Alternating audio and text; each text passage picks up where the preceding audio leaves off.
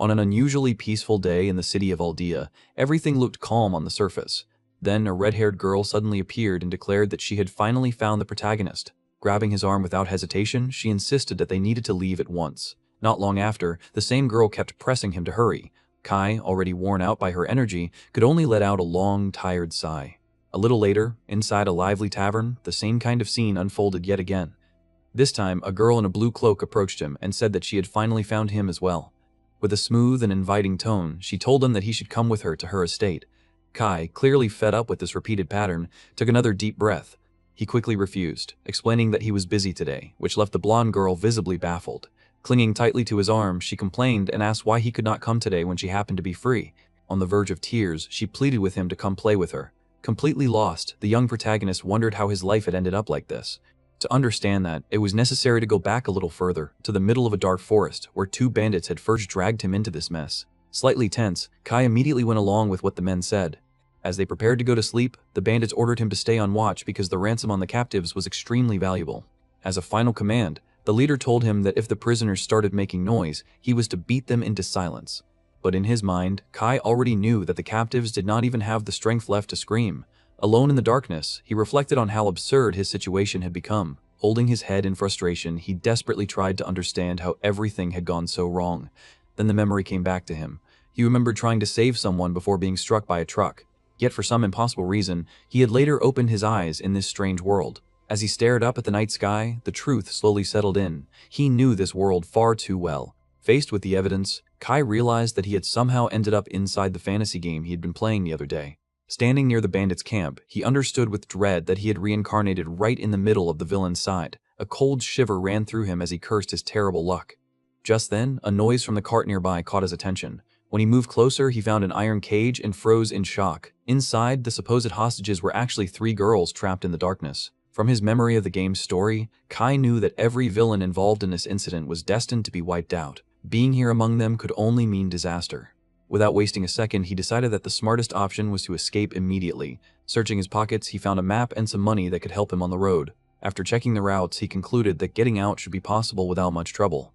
Still, before leaving, he glanced back one more time. Then, moving carefully and quietly, he unlocked the iron cage. In a low voice, he told the captives that they should escape with him. Inside the cage, the 3 frightened girls stared at him, while one of them looked especially sick and fragile. Full of suspicion, the red-haired girl asked if he was seriously talking about escape.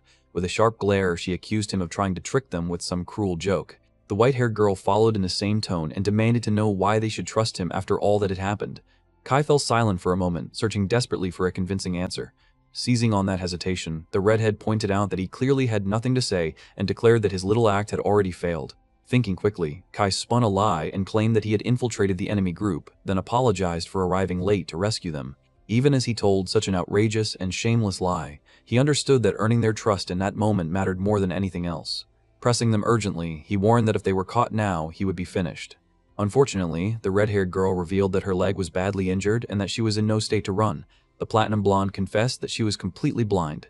To make matters even worse, the youngest blonde girl, Remy, was unconscious and sick on the floor. With no hope in her voice, the redhead said that even if they escaped, they would only die somewhere along the way. She added that simply learning he was not actually their enemy was enough for her to feel grateful. Hearing that, Kai's heart grew heavy. At that moment, the little blonde girl let out a weak groan and lifted a trembling hand. In a feeble voice, she begged for help and pleaded to be saved. The instant Kai heard that, his whole expression changed. Clenching his fist, he firmly declared that he would not abandon any of them. He promised that he would carry those who could not walk and insisted that fleeing still gave them a better chance than waiting there to die. Startled by his determination, the girls questioned what exactly he thought he was doing. With the map in hand, Kai assured them that he knew the surrounding area and that everything would be fine. Once he had made up his mind, he told the other 2 to hold on tightly, then hoisted all 3 of them up and began running through the dark forest. As he ran, he quickly realized that this body was far stronger and sturdier than the one he had in his previous life. He shook that thought aside and focused only on escaping. Relieved that no one seemed to be chasing them yet, he continued pushing forward. While moving, he mentally traced the route with the map he had taken earlier. On it, he saw the city of Aldea, exactly as he himself had once named it in the game. That small confirmation gave him even more confidence. Without slowing down, he led the group along the correct path until they eventually reached a hidden treehouse. At that point, he quietly celebrated the fact that they had successfully gotten away. Curious, the blind girl asked where exactly they had ended up. With a faint smile, Kai revealed that it was a secret hideout he himself had designed in the game. Standing before a magically sealed door, he tried to remember the password. Asking the girls to wait for a moment, he stepped forward toward the entrance. Placing his hand on the magic seal, he entered the keyword he had once used in the game. At once, the door lit up with a blue glow and opened, allowing them all to enter safely. Once inside, he admitted that he had not actually expected this place to exist for real. He immediately laid the little blonde girl down on a bed so she could rest. The redhead, clearly surprised, commented that he was definitely no ordinary spy or agent. She pointed out that having a treehouse like this hidden in such a place made no sense otherwise. Inwardly, Kai agreed, but he brushed it off and claimed that it was nothing special. Worried, the red-haired girl quickly asked whether Remy would be alright, and the air in the room turned heavy. Then Kai suddenly remembered that he might have left useful items stored here. At that point, the injured girl asked whether there was anything to eat. As Kai opened a wooden chest, he muttered to himself while searching for something usable. Luckily, the system worked exactly like it had in the game, and several potions were still preserved inside. Holding up the bottles, he announced that he had found medicine, but the redhead immediately scolded him and said that an ordinary potion would never save someone in such a weakened state. Calmly, Kai handed her a glowing purple vial instead. Without any concern, he explained that it was not a normal medicine and that it should be effective. The redhead's eyes widened the instant she saw its color. At the same time, Kai realized that the item was apparently quite rare and remembered that he had never filled his inventory with useless junk. In the game, this potion had cured nearly everything, whether injury or poison, and it had been incredibly difficult to make. With the vial in their hands, the two girls were left utterly stunned. Kai vaguely remembered that he still had more than 100 of them stocked away, which meant he could probably become rich just by selling a few. Unable to believe it, the red-haired girl questioned who he truly was to possess something so valuable. Kai merely let out a sigh with the hint of a smirk. In a flat tone, he advised them not to ask any more questions, for all their sakes. Right after that, he instructed the other two girls to drink the potion as well. Turning away, he jokingly remarked that he had no desire to keep carrying 3 people around. Even then, the platinum blonde still found it hard to believe that the legendary universal elixir was really in front of her. Kai handed her another vial and confirmed that he had one for her too. After taking a sip, the blind girl was astonished by the effect and could barely believe what had happened. Standing beside the bed, Kai praised the little blonde girl's toughness and carefully gave her the potion as well. Little by little, the glowing liquid passed down the unconscious girl's throat. In the next instant, her body shone with a bright light, making it clear that the cure had worked. Impressed by how practical and immediate the magic's effect was, Kai breathed out in relief. When Remy slowly opened her eyes, she thanked him in a weak and trembling voice. Gently, he told her that she should keep resting because the potion could heal the body, but not exhaustion of the mind. As the room gradually dimmed and the magical glow faded away, Kai picked up the empty bottles and looked toward the others. To his surprise, both the red-haired girl and the platinum blonde were already standing again, completely healed. Glancing at the prophetess, Kai was already imagining the kind of reward he might demand once he safely returned them home. But that thought was interrupted when the two girls burst into tears of joy over being able to walk and see again. Awkwardly, he commented that he had no idea how long they had been suffering like that. Out of simple respect, he gave them space to take in the miracle. The following day, once things had calmed down, their conversation continued, and Kai learned that they had originally been kidnapped in the city of Aldea. He immediately pointed out that they were now more than 2 cities away from there. Scratching his head, he admitted that getting them back would take quite a while. Irritated, the redhead told him that he should take that problem up with his fellow bandits, since the entire mess was their fault to begin with. Frustrated, Kai asked whether any of them knew how to use teleportation magic. The redhead replied that if any of them could do that, they would have escaped long ago. Embarrassed, Kai gave a weak laugh and admitted that her logic was flawless. Secretly checking his own status, he lamented that he had ended up in the body of a low-rank hunter with nothing remarkable about him instead of in the overpowered character he had once controlled. While studying the map, the platinum blonde explained that throughout all of history, only one person had ever been capable of using teleportation magic. Hiding his disappointment, Kai agreed and quickly moved the conversation elsewhere. Looking at the group, he asked how everyone was feeling that day. With a gentle smile, the platinum blonde thanked him and said that she was still adjusting to the miracle of seeing again. A little embarrassed, the red-haired girl admitted that her leg had completely recovered and offered him a sincere word of thanks.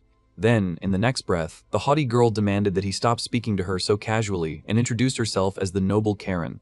Following that example, the platinum blonde introduced herself as Nina. Soon after, they all confirmed once again that the sleeping blonde girl's name was Remy. With sweat running down his face, Kai panicked inwardly over just how difficult it was to keep all these fantasy names straight in his head. Refocusing himself, he declared that the greatest problem now was finding a way to return all 3 of them safely to their city. Karen, sounding more confident now, asked whether he intended to protect them from the villains. But Kai immediately crushed that expectation by saying that he could not promise anything. Shocked by such a cold response, Karen flared up and demanded to know why he would say something like that. Wearing a completely serious expression, Kai answered that no one could ever guarantee victory in a real fight. Deep down, he understood better than anyone that this was no longer just a game, and because of that, he wanted to avoid deadly battles at all costs, even if he already knew much of the world. To make his point clearer, he reminded them that they had no way of knowing how many enemies were out there or how strong those enemies might be. If they wanted everyone to survive, then the most important strategy was to avoid trouble whenever possible. In the end, each of them only had one life, and once that was gone, there would be no restarting anything. With firm resolve, he promised that he would do everything in his power to lead them to safety without being forced into a fight. Karen, as blunt as ever, asks whether he actually has some brilliant strategy in mind. Letting out a strained laugh, Kai admits that it is hard to think clearly when she stares at him with so much pressure. Under her sharp and judgmental gaze, cold sweat begins to form as he struggles to steady himself. After forcing himself to calm down, he says that the kidnappers are probably keeping watch over the city of Wafer. Pointing at the map with his finger, he explains that the bandits will naturally assume he fled to the nearest city. Because of that, he says their safest option is to head south through the forest, reach a camp, and pay for a secure carriage there. Karen, still worried, points out that they have no money and cannot possibly afford the trip. Patting his bag, Kai assures them that he took the bandits' money before leaving, and adds that they even have enough to buy fresh clothes if needed. Moved by everything he has done, Nina gently asks why he is helping them so much. She directly points out that he used legendary elixirs and revealed things that no true secret agent would casually expose. Faced with such painfully reasonable logic, Kai starts stammering and cannot find a proper way to answer. With no path left open, he shamelessly doubles down and claims that he is an intelligence agent. To make the lie more believable, he says that he is only carrying out orders from above. At that exact moment, the little blonde girl begins to stir on the bed. Noticing the movement, he asks whether she has finally woken up. In a sleepy voice, little Remy says that she has, though she adds that the timing feels rather late. Wanting to steer the conversation elsewhere, Kai stretches and suggests that they all wash up in the river around dusk. Nina quickly says that she knows purification magic and can clean everyone without trouble. Always practical, Kai tells them to use that spell on Remy while he goes to bathe by himself in the river. Karen immediately finds it suspicious and remarks that it is strange for a secret agent not to know such a basic spell. Trying to protect his cover, he argues that relying on magic too often only draws unnecessary attention. Soon after, the girls clean themselves inside the room with purification magic. Meanwhile, he enjoys a warm bath in the river and finally gets a chance to relax. Once everyone is clean, they gather around the fire and share a meal together. Ready to resume the journey, Kai puts on a dark suit of armor that covers him from head to toe. Taking the lead, he calls for the girls and says that it is finally time to depart. A week later, the guards stationed at Aldea City receive an urgent alert. The atmosphere around the main gate is tense and restless, with guards moving in a hurry. Then, to everyone's immense relief, the group arrives safely at the city entrance.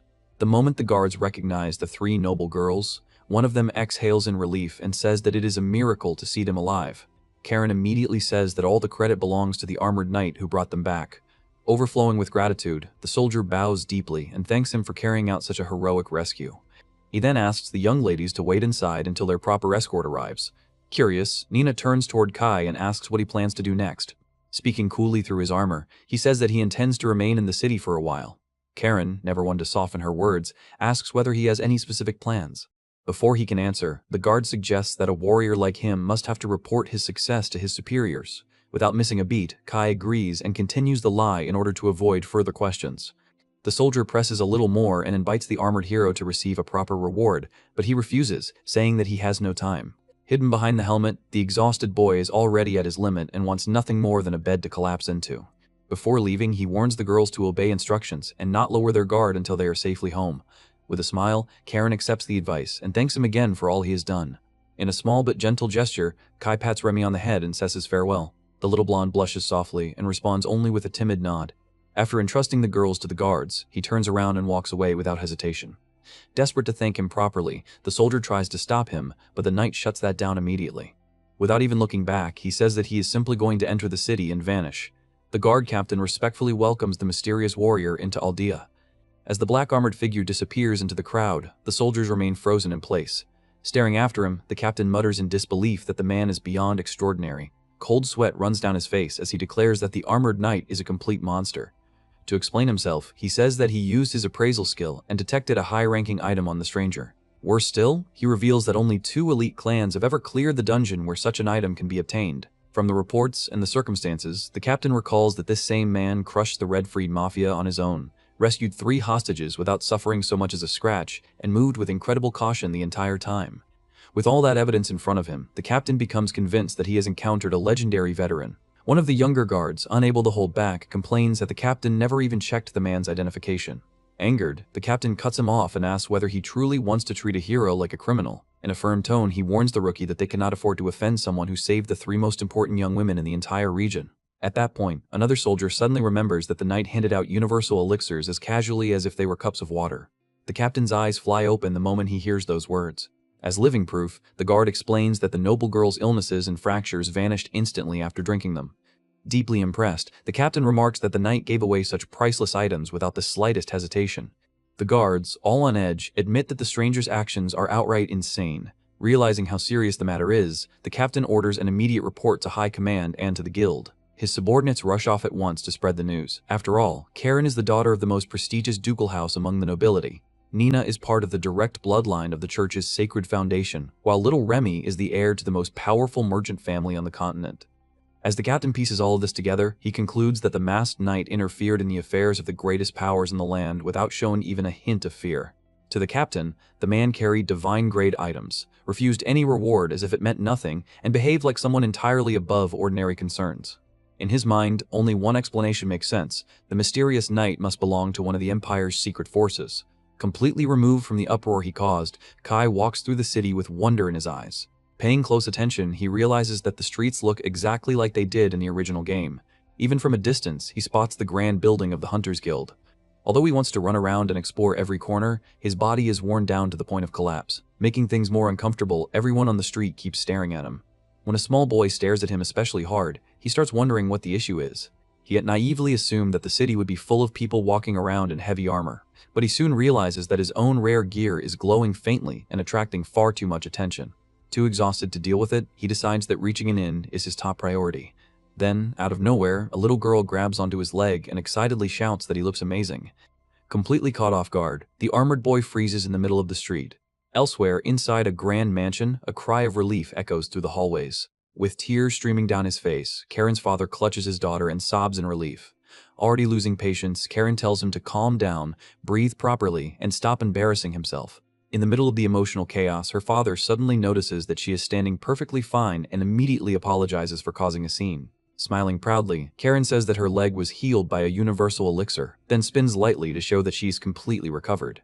Her eyes gleam as she explains that the mysterious knight produced the legendary potion as casually as though it were the most ordinary thing in the world. Growing more animated, she says that the warrior handed it over without hesitation and even refused any reward in return. Intrigued, the nobleman reads over the written report to confirm the details. As she studies it with him, Karen notices a new point and asks whether Kai truly acted on his own. Calmly, her father explains that he never sent anyone, and adds that if he himself had possessed a universal elixir, he would have used it on her long ago. Karen falls into thought and concludes that the so-called agent must have lied to calm them during the escape. The head of the family studies the matter carefully and decides that the knight likely belongs to intelligence because he knew about the Red Freed Mafia. In his view, the man clearly had inside knowledge of the syndicate, though his actual mission had only been to rescue the girls, meaning he may have broken his organization's rules in the process. Wanting to help, Karen's father decides to send an official letter of thanks so that the savior can be protected. Karen immediately grows uneasy and says that doing so would draw far too much attention, which could only worsen whatever punishment the agent might receive. She then asks whether her father has any idea which secret organization the man belongs to. In a serious tone, he reveals that he received word 2 days earlier that Red Freed had already been captured. Looking at the route on the map, he realizes that the knight deliberately circled around Walfer in order to avoid the bandits' attention. Karen quickly points out that such a move proves how sharp and tactical the knight really is. The Duke says that everything about the man matches his suspicions perfectly. Fixing his gaze on his daughter, he reveals that the force responsible for capturing the Mafia is the Verdar Direct Control Squadron. Stunned, Karen repeats the name of the Empire's most feared organization. In practice, the Verdar Squadron acts directly under Imperial command and preserves public order by any means necessary. There are even rumors that its members are the greatest hunters alive. In other words, they are the elite among elites, the absolute pinnacle of military power. Because of that, the Duke concludes that the savior must be a high-ranking individual trusted with independent missions. For the knight's sake, he tells Karen to keep everything secret and not expose his identity. As a show of gratitude, the Duke vows that he will repay the debt no matter what it costs. Since the warrior vanished somewhere inside the city, he orders Karen to summon the maid, Lifia, and begin a search immediately. Karen agrees without delay and rushes from the room. Left alone in his office, the Duke sinks into his armchair and begins to reflect. In the depths of his heart, he prays that the knight truly is an important pillar of Verdar, because only that would shield him from severe consequences. Knowing how the world of power works, the Duke also realizes that the other two families must already be trying to locate the masked man as well. The next day, at the inn, the atmosphere is calm and almost sleepy. As he eats a good steak, the innkeeper thanks the young man for not causing any trouble in the establishment. Making conversation, the owner remarks that the man in black armor is incredibly polite. Relaxing as he eats, Kai listens to the praise with a blank face, unaware of how absurd the situation has become. Taking advantage of the peaceful mood, the innkeeper asks whether he came from somewhere far away, and Kai gives a small nod. Suddenly, the tavern door is thrown open by a soldier, pulling everyone's attention toward the entrance. In an urgent tone, the guard asks whether anyone has seen a knight dressed in black armor nearby. At that very moment, Kai and the innkeeper exchange a startled glance. Panic rises inside him, and he silently begs the owner to protect him. The old man smoothly lies to the soldier's face and says that he has seen no such person, while adding that the Duke is clearly overreacting. The guard, unconvinced, presses him and asks again. Breaking into a cold sweat, the innkeeper still keeps his composure, and Kai inwardly thanks every god he can think of for the man's acting talent. Letting out a frustrated sigh, the soldier finally accepts the answer and thanks him before leaving. Once the door closes, silence settles over the inn again. But just as Kai begins to think the danger has passed, another person steps inside. This time it is a nun from the Holy Church, asking about a man in black armor. The innkeeper quickly pushes Kai behind the counter and comes up with another excuse. Wearing a polite smile, he tells the nun that he has not seen anyone matching that description. Satisfied, she thanks him for his time and leaves. The door has barely shut before yet another messenger bursts in, this time from the Merchant Council. Nearly driven to tears, Kai crouches on the floor behind the counter and curls into himself to avoid being seen. Once again, the innkeeper uses the same weak excuse to protect him. The guard eventually gives up, says his farewells, and complains about his failure. Finally alone again, the innkeeper calls out to Kai, who is still trembling beneath the counter. Terrified, he slowly crawls out and struggles to understand what kind of disaster just happened. Holding his head in disbelief, the old man asks what sort of crime Kai committed to have the three greatest powers in the city searching for him at the same time. Completely confused, Kai swears that he has no idea what he did wrong and starts to wonder whether he made some terrible mistake without realizing it. Nearly desperate, the owner tells him to resolve the matter quickly before the tavern gets dragged down and shut. Caught in a mess he never expected, Kai can only think about how he is supposed to disappear now. Far away, Karen's older sister carefully examines the redhead's leg to confirm that she is truly fine. Karen calmly says that it no longer hurts at all and that she has been completely healed. Sitting on the bed, Karen thanks her sister for the care she has always given her and admits that she will miss the routine they once had. Smiling softly, her sister says that she is happy to see such improvement, though she also feels a strange emptiness now that their old habits are ending. Before long, Karen's thoughts drift back to the masked knight. She says that she cannot understand how someone so conspicuous still has not been found anywhere in the city.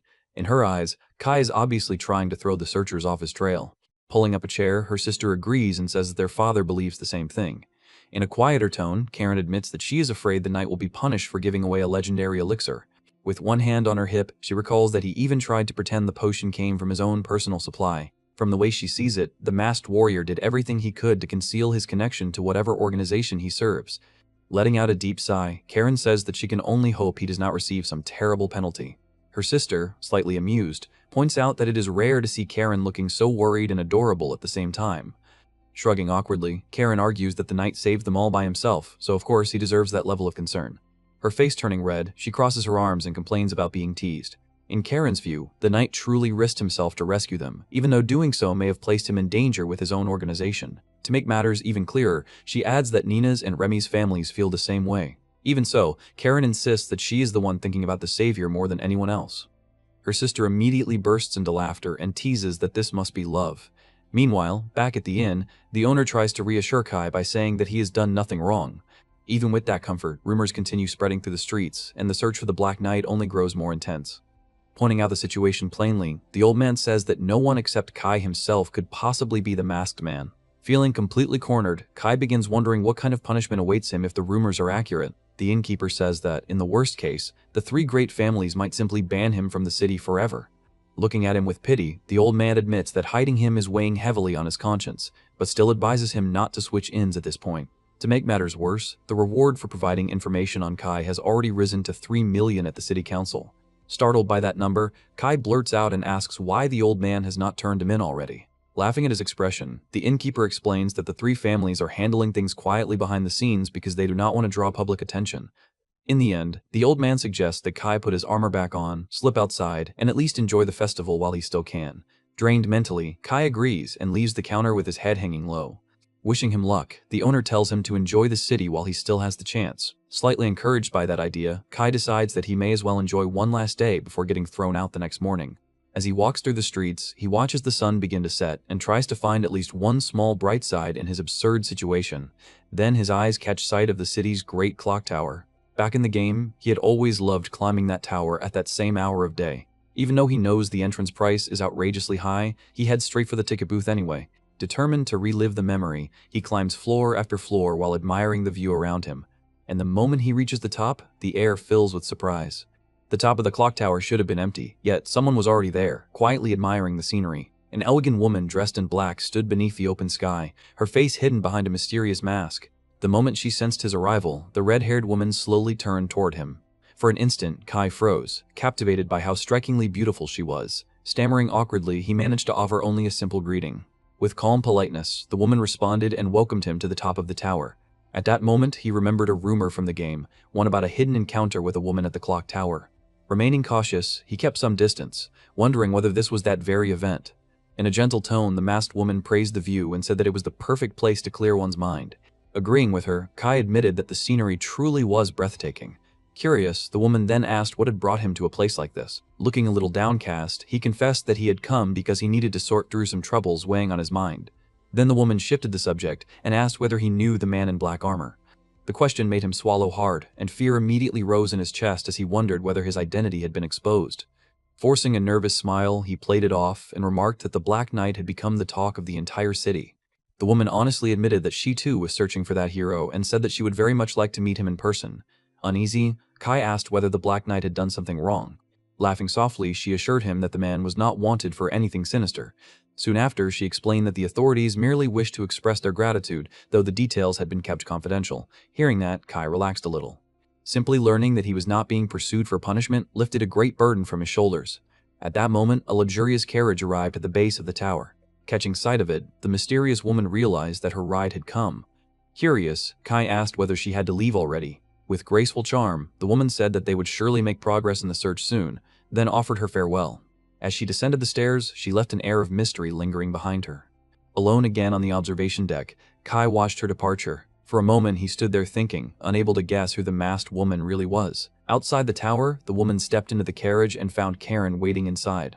Eager and impatient, the little redhead insisted that they ought to wear masks while searching the city so they could find Kai without attracting too much attention. Karen's sister immediately teased her and complained that she had only been dragged along as an extra for one of Karen's reckless schemes. Laughing lightly, the masked woman apologized for the younger girl's bold behavior. In the end, she admitted that she was simply glad her sister had come to fetch her from the tower. During the carriage ride, the masked woman mentioned that she had met a young man at the clock tower. Knowing the rumors surrounding the place, Karen immediately suspected that the stranger had been investigating the city's search efforts. With a calm smile, the woman assured her that although she had been suspicious at first, their conversation had been peaceful and carried no hidden motives. To the masked woman, it had been a rare and strangely pleasant moment of quiet. She explained that she had cautiously asked him about the Black Knight just to test him, but the young man seemed to know nothing. Disappointed, Karen muttered that her father had already begun to suspect Kai had left the city. Then, without warning, the masked woman recalled one striking detail about the young man from the tower, and Karen immediately went still. Sharply curious, the redhead demanded to know exactly what the man looked like. The woman described him as a handsome young man with a calm presence and a scar on the left side of his face. Karen instantly shouted that the Black Knight bore that exact same scar. Without thinking twice, she threw open the carriage window in desperation. Raising her voice at the driver, she ordered him to turn around and go back to the tower immediately. Startled by her reaction, her sister asked whether she was truly serious about such a wild conclusion. But Karen, shocked by the connection, realized there was a strong chance that the stranger from the tower had been Kai in disguise. Upset that no one had told her sooner, she explained that the scar was something known only to her and her father. Her sister, finally understanding the weight of that detail, fell into stunned silence. The carriage made a sharp turn on the deserted road and sped back at once. The moment it stopped, the two sisters rushed out and sprinted toward the clock tower as fast as they could. Filled with hope, they prayed that they would reach the top before Kai vanished. By the time they arrived, both were out of breath. But to Karen's despair, the terrace was already empty. Kai had already left. Elsewhere in the city stood the headquarters of the Treasure Hunters Guild. Inside, the guildmaster was losing his mind because he still had no information about the Black Knight. While reading over the latest reports, he concluded that the masked man was most likely a member of the imperial force known as Vertar. By his reckoning, Kai had single-handedly saved the daughters of the three most powerful families in the region while also crushing the Red Freed Syndicate. Looking at the entire affair, the guild leader pointed out that kidnapping such high-ranking noble daughters was practically the same as attacking the empire itself. Given a crisis like that, he reasoned that it made perfect sense for Vertar to step in personally and handle the matter. To make his anxiety worse, he complained that no one in the city had even managed to establish contact with the knight. Driven into desperation, the guildmaster even ordered his subordinates to bump into the man by accident if necessary, just so someone could start a conversation. In a bitter twist of fate, even that plan had failed, because when a little girl ran into him, Kai merely helped her up and kept walking. The spies had been left speechless, able to do nothing but thank him and watch him disappear into the crowd. Defeated, the guildmaster sighed and wished only that the knight would return to the capital as soon as possible before causing even more complications. Then, without warning, the office door was flung open by the receptionist. In obvious panic, she announced that the masked man had just entered the guild. Assuming it had to be a joke, the master told her to stop fooling around. But when he saw the open doorway and her expression, he realized it was real. In the main hall, the imposing black armor had already drawn the attention of every hunter present. The guildmaster rushed out at once to greet the distinguished visitor. Behind him, the receptionist nearly burst out laughing at how quickly his attitude had changed. The hunters themselves struggled not to laugh as they commented on how absurdly polite their usually rough superior had suddenly become. Sweating heavily, the guild leader asked what had brought such an important individual to the guild. Trying to hide his own nervousness, Kai replied that he had only come to take a look around. The master instantly welcomed him with exaggerated courtesy and thanked him for honoring the guild with his presence. Inside his own mind, however, the master had already begun inventing countless conspiracy theories about that harmless remark. Hearing the words, "take a look around," he interpreted them as reconnaissance disguised as a casual visit. Within seconds, he concluded that there was no point in trying to outplace someone so far above him. In short, the guild leader convinced himself that he was dealing with a terrifying strategic monster. As someone who had once dreamed of joining Vertar but never possessed the strength to qualify, he could only stare at the living embodiment of that ideal and feel the gap between them. Keeping up his respectful demeanor, he invited the masked warrior to his office if he wished to inspect the place further. Kai accepted immediately, assuming that such treatment was normal guild procedure. As they climbed the stairs, the entire hall erupted into gossip. At the tables below, the hunters wasted no time exchanging theories. To many of them, the whole situation seemed like pure theater and exaggerated rumor, yet some noticed that the man's composure was far too calm for someone ordinary. More than that, the warrior moved with his guard down, as though he would simply wait for any attacker to make the first move. From that, they concluded that such a relaxed man must be strong enough to destroy anyone there without effort. A chill passed through the room. Some of the hunters even shrank back, convinced that in a close fight the entire guild would stand no chance against him. Deep down, more than one of them wondered whether the masked knight might even be strong enough to challenge an S-rank beast. Meanwhile, the protagonist inwardly suffered as he imagined the guild members spreading even more ridiculous legends about him. With every step, he felt as though the lie surrounding him was growing larger and more impossible to control. After the short visit, the guildmaster personally escorted the knight back to the entrance. Still sweating from the tension, Kai decided then and there that he never wanted to step inside that guild again. Venting inwardly, he reflected that he had expected the guild to question him, yet the atmosphere had been deeply bizarre. Remembering the murderous fear and reverence in everyone's eyes, he shivered. What troubled him even more was that the guildmaster had been so polite instead of rude, unlike the version from the original game. Without understanding why, he kept wondering how he had somehow received VIP treatment from the hunters. Still, despite the discomfort, the trip had at least helped him explore the city and ease his boredom. Determined to keep walking, he stepped back onto the street. But he quickly realized that peaceful sightseeing was impossible when he stood out so much in such flashy armor. Then he heard the sound of a carriage stopping directly behind him. Karen leapt out at once, pointed straight at him, and triumphantly declared that she had finally found him. Kai froze on the spot as he recognized the crest on the carriage and realized it belonged to Karen's noble house. Without hiding her irritation, Karen demanded to know where he had been hiding all this time. Pointing vaguely to the side, he admitted that he had spent the whole time at the inn downtown. Shocked, she complained that the tavern owner had lied directly to her face when he claimed not to have seen the Black Knight. Wearing a mischievous smile, Kai admitted that he had asked the innkeeper for that small favor. Karen immediately deflated, left speechless by the humiliating fact that she had been fooled by an old tavern keeper. Trying to brush the matter off, the masked man suggested that perhaps he was just good at hiding. Annoyed by the joke, Karen grumbled that she had no desire to hear any more of his weak excuses. Just then, a sweet feminine voice from inside the carriage drew her attention. The moment he heard it, Kai recognized the person immediately from her voice and hair. The woman from the clock tower stepped gracefully out of the carriage and, now without her mask, formally introduced herself as Lithia. With calm sincerity, she apologized for the delay and thanked him once again for rescuing them. In a gentle tone, she asked whether the knight might have some free time now. Already anticipating trouble, Kai wondered aloud what exactly would happen if he accepted such an invitation. Karen quickly answered that he was simply being asked to come to the mansion and receive a formal expression of gratitude. Without hesitation, Kai curtly replied that he was busy and refused on the spot. Despite everything he had done, he genuinely feared that one mistake in front of high-ranking nobles might be enough to get him executed. Sensing his nervousness, both sisters let out soft chuckles. Karen had no intention of accepting his refusal. She seized his hand by force and, blushing slightly, insisted that at least this once he should allow the family to thank him properly. Then she wrapped herself around his armored arm and began dragging him toward the carriage. Utterly defeated, Kai climbed into the vehicle and resigned himself to whatever fate awaited him. During the ride, Karen smiled in satisfaction, pleased that she had finally managed to capture the runaway hero. From Kai's point of view, however, it felt less like an invitation and more like being arrested and taken into custody. Lifia expressed her gratitude as well, and stated that his rescue had saved not only their lives but the honor of the duchy itself. Resigned, Kai silently admitted that the chaos finally made a little more sense. Then Karen pointed at him again and declared that there was still one very important doubt she needed to clear up. Hidden behind his helmet, Kai inwardly complained about Karen's stiff and intimidating tone. Before long, the redhead lost patience, dropped the formal act, and returned to her usual loud and fiery self. Giving a quick nod, the Black Knight told her to stop dragging it out and simply say what she wanted. Karen went straight to the point and asked whether he had thrown away a fortune in legendary potions during the rescue for no reason. Burdened with guilt, she confessed that she had started to believe he vanished from the city because he had gotten into trouble with his organization.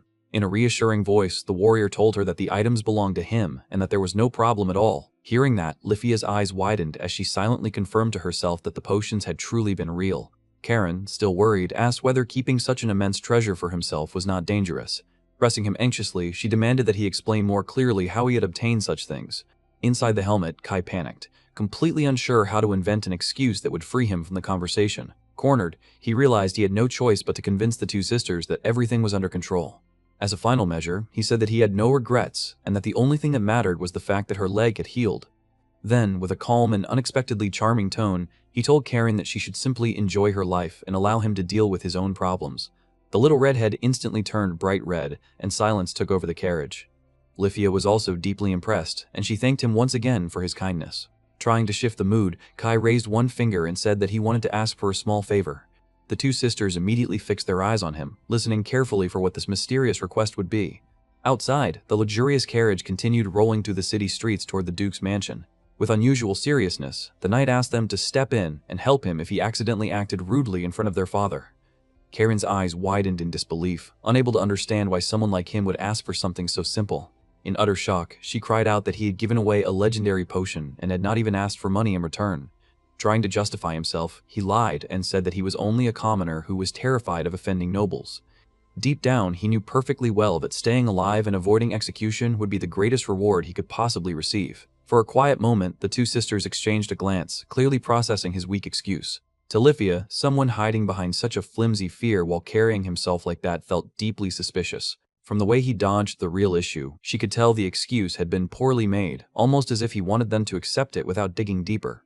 Even so, she agreed to the request and promised that she would help him if necessary. Karen crossed her arms and insisted that her father would never be angry with the very man who had saved the family. Lifia also politely promised that she would smooth over any mistakes he made during the meeting. Then, with a teasing tone, Karen asked whether he intended to keep his helmet on the entire time. Resting one hand on the back of his neck, the knight admitted that it would be rude not to show his face. Karen laughed and clarified that she did not mind the armor itself, but said that she would very much like to see his face without protection. The moment those words left her mouth, she blushed furiously, and Lifia immediately scolded her for being so shameless and direct. Caught off guard by the sisters' little argument, Kai could only sit there and watch. Lifia, on the other hand, smiled softly as she observed the lighthearted exchange between her younger sister and their savior. In her heart, she had already begun to see the masked warrior as the most sincere and honorable man she had ever met. To her, the excuse about being a cowardly commoner hiding inside armor was obviously just an act meant to preserve the cover of some secret imperial organization. Faced with such modesty despite such overwhelming strength, she could not blame her younger sister at all for so clearly falling under his spell. From Lifia's own experience, the more famous a hero became, the prouder and more arrogant he usually grew. Worse still, the people surrounding such men often became consumed by envy and greed. In almost every case, warriors flaunted their gold, status, and power at every chance they got. yet the man sitting before her had faced a deadly mafia and rescued noble daughters, only to remain humble and restrained. Because of that, she felt as though the family owed him a debt that could never truly be repaid. What she admired most was the fact that he never once tried to take advantage of their weakness. Wanting to break the awkward tension, Karen admitted that she was starting to feel genuinely nervous about the visit. Sensing an opportunity, the knight teased her and remarked that she was not nearly as cool as she liked to pretend if she was getting nervous so easily. Karen immediately pointed at him and shouted that she was not scared at all, only tense because of all the preparations. Lifia laughed warmly at her younger sister's outburst and found the whole scene genuinely amusing. In her eyes, the secretive knight had clearly provoked Karen on purpose to help her relax. As the Duke's daughter, Karen had always been surrounded by fake smiles, scheming nobles, and painfully dull politicians. Because of the age gap in status games, many noble girls had kept their distance from her during social gatherings. To make matters worse, most young men only approached her because they saw her as a future political marriage. As a result, Karen had never really had a true friend with whom she could behave like an ordinary girl her own age. In the end, the other nobles had simply walked past her while pretending not to notice her loneliness. That was why Lifia found so much joy in seeing Kai tolerate her sister's antics with patience and even humor. Unable to bear the slow pace of the ride any longer, Karen grabbed her sister's arm and demanded that they hurry back to the mansion. Sitting quietly nearby, Kai could only sigh as he watched the sisters create another little storm. In Lifia's mind, he had hidden his strength and quietly ridden in the carriage only so the Duke's family would not lose face. On top of that, he had handed over a medicine valuable enough to buy entire cities without asking for so much as a single coin. The noblewoman found herself completely enchanted and doubted that there was another man in the world with a heart so pure. With warmth rising to her cheeks, she was already beginning to think of ways to keep such a man close to the family. Taking a more practical tone, Lifia asked how long the knight intended to remain in the city. With his usual relaxed charm, he praised the city and said that how long he stayed would depend entirely on his mood. To Lifia, that vague answer only confirmed that his movements were decided by secret missions from the organization behind him. Reflecting on that, she thought that as long as a knight like him continued to fight in the shadows, the entire empire would remain safe. Captivated by the thought of him, she began wondering whether it was too selfish to want him to stay in the city. Deep down, she realized that the strong feelings Karen had for him were slowly affecting her as well. Completely unaware of the storm he had caused in their minds, Kai merely adjusted himself in the carriage seat and tried to remain comfortable. When the ducal mansion finally came into view, its sheer grandeur was enough to overwhelm any visitor. Without delay, the knight stepped down and opened the carriage door for the sisters. In the central courtyard, dozens of servants and guards were already lined up in formation, creating a long corridor to welcome them. Faced with such a grand display, Kai became utterly confused and wondered what on earth was happening. Lifia, delighted by the reception, explained that this was the family's highest possible show of respect. Overwhelmed by the attention, Kai nearly lost his tough and composed act right there on the spot. Hiding his panic, he warned that such a grand fuss would only draw more unwanted attention. Wearing a confident smile, Lifia replied that anyone who found fault with it would simply have to answer to the household guards. Swallowing hard, Kai accepted the ceremonial escort, inwardly fearing what might happen to anyone who failed to show proper respect. By the cruel logic of noble society, he understood that refusing such a welcome could be far more dangerous than accepting it. Then, without warning, the head maid and the captain of the guard knelt directly on the stone floor. Bowing their heads, they declared that it was an honor to receive the black hero at the mansion. A moment later, the elderly housekeeper rose and respectfully announced that the masters were already waiting in the main hall. With a graceful curtsy, Lifia thanked the staff and said that she and Karen would go change first. Joking lightly, she added that she would wait in the other room in case the knight needed the small help they had promised earlier. Karen nodded seriously and said that she too would act quickly if things went badly. Left alone at the entrance with the guards, Kai immediately began sweating again. In the very next moment, the captain approached him and offered to guide him personally. With perfect courtesy, the soldier asked whether he might hold the warrior's black sword for safety while he entered the mansion. Handing over the weapon so quickly left the captain visibly surprised, and he asked whether the knight was truly certain. Trying to keep things casual, Kai said that it was perfectly normal to remove one's weapon inside a noble residence. Then, in a tone that was far too sincere to be comforting, he added that he was actually much more dangerous fighting without a sword than with one.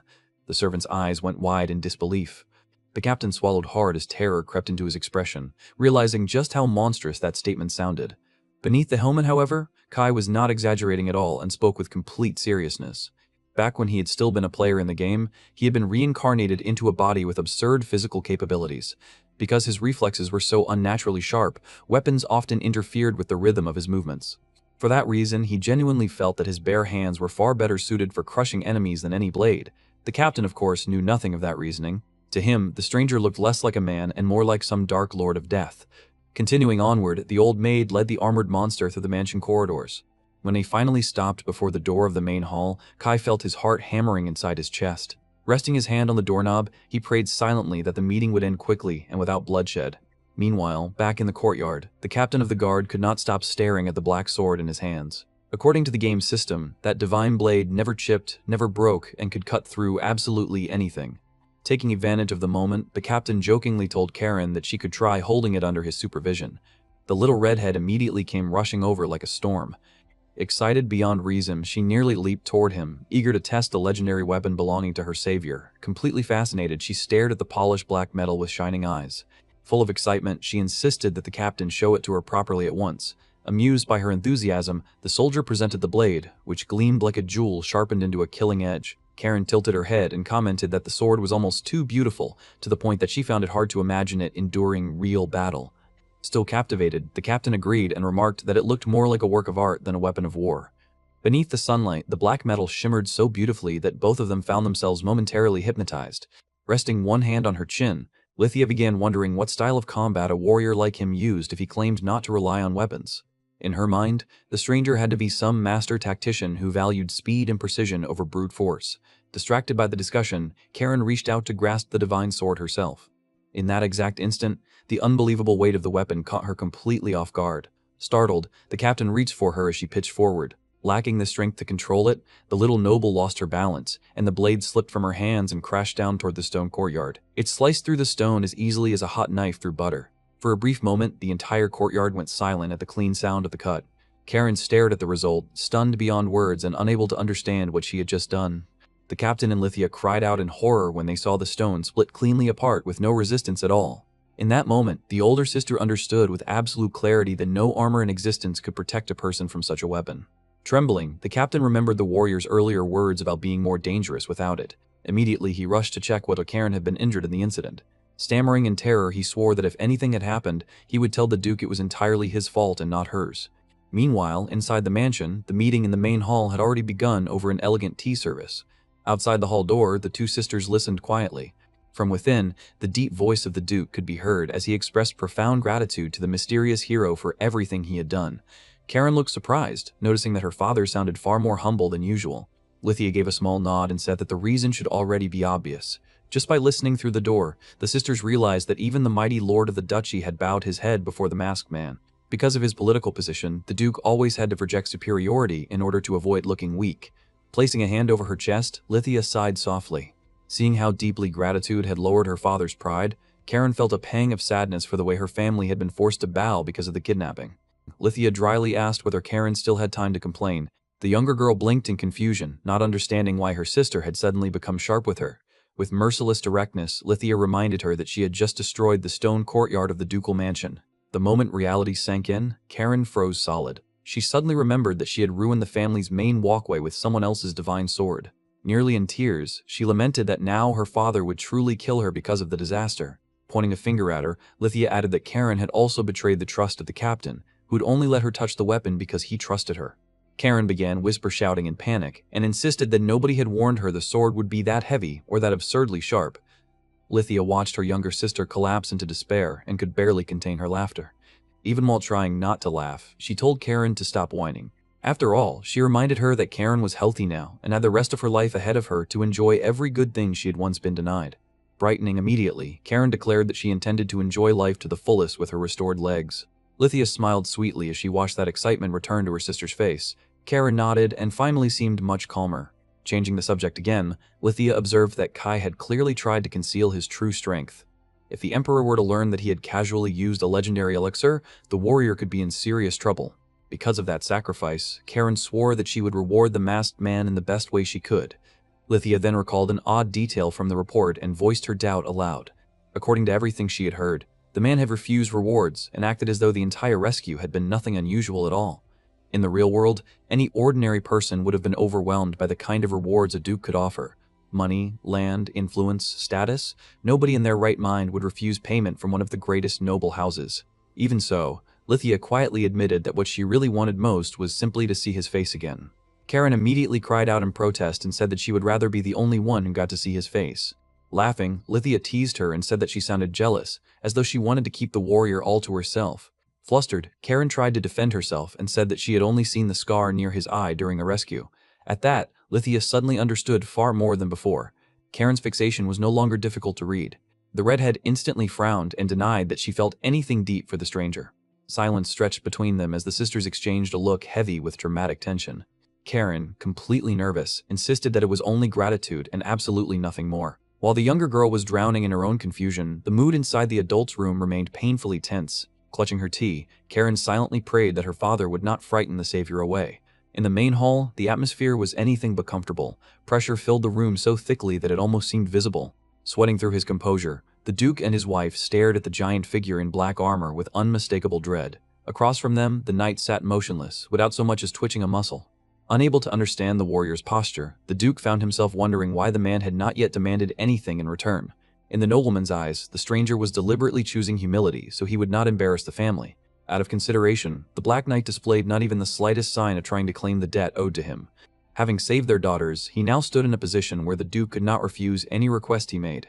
Because of the family's suspicions about Verdar and the Empire, the Lord believed the young warrior belonged to the highest level of national power.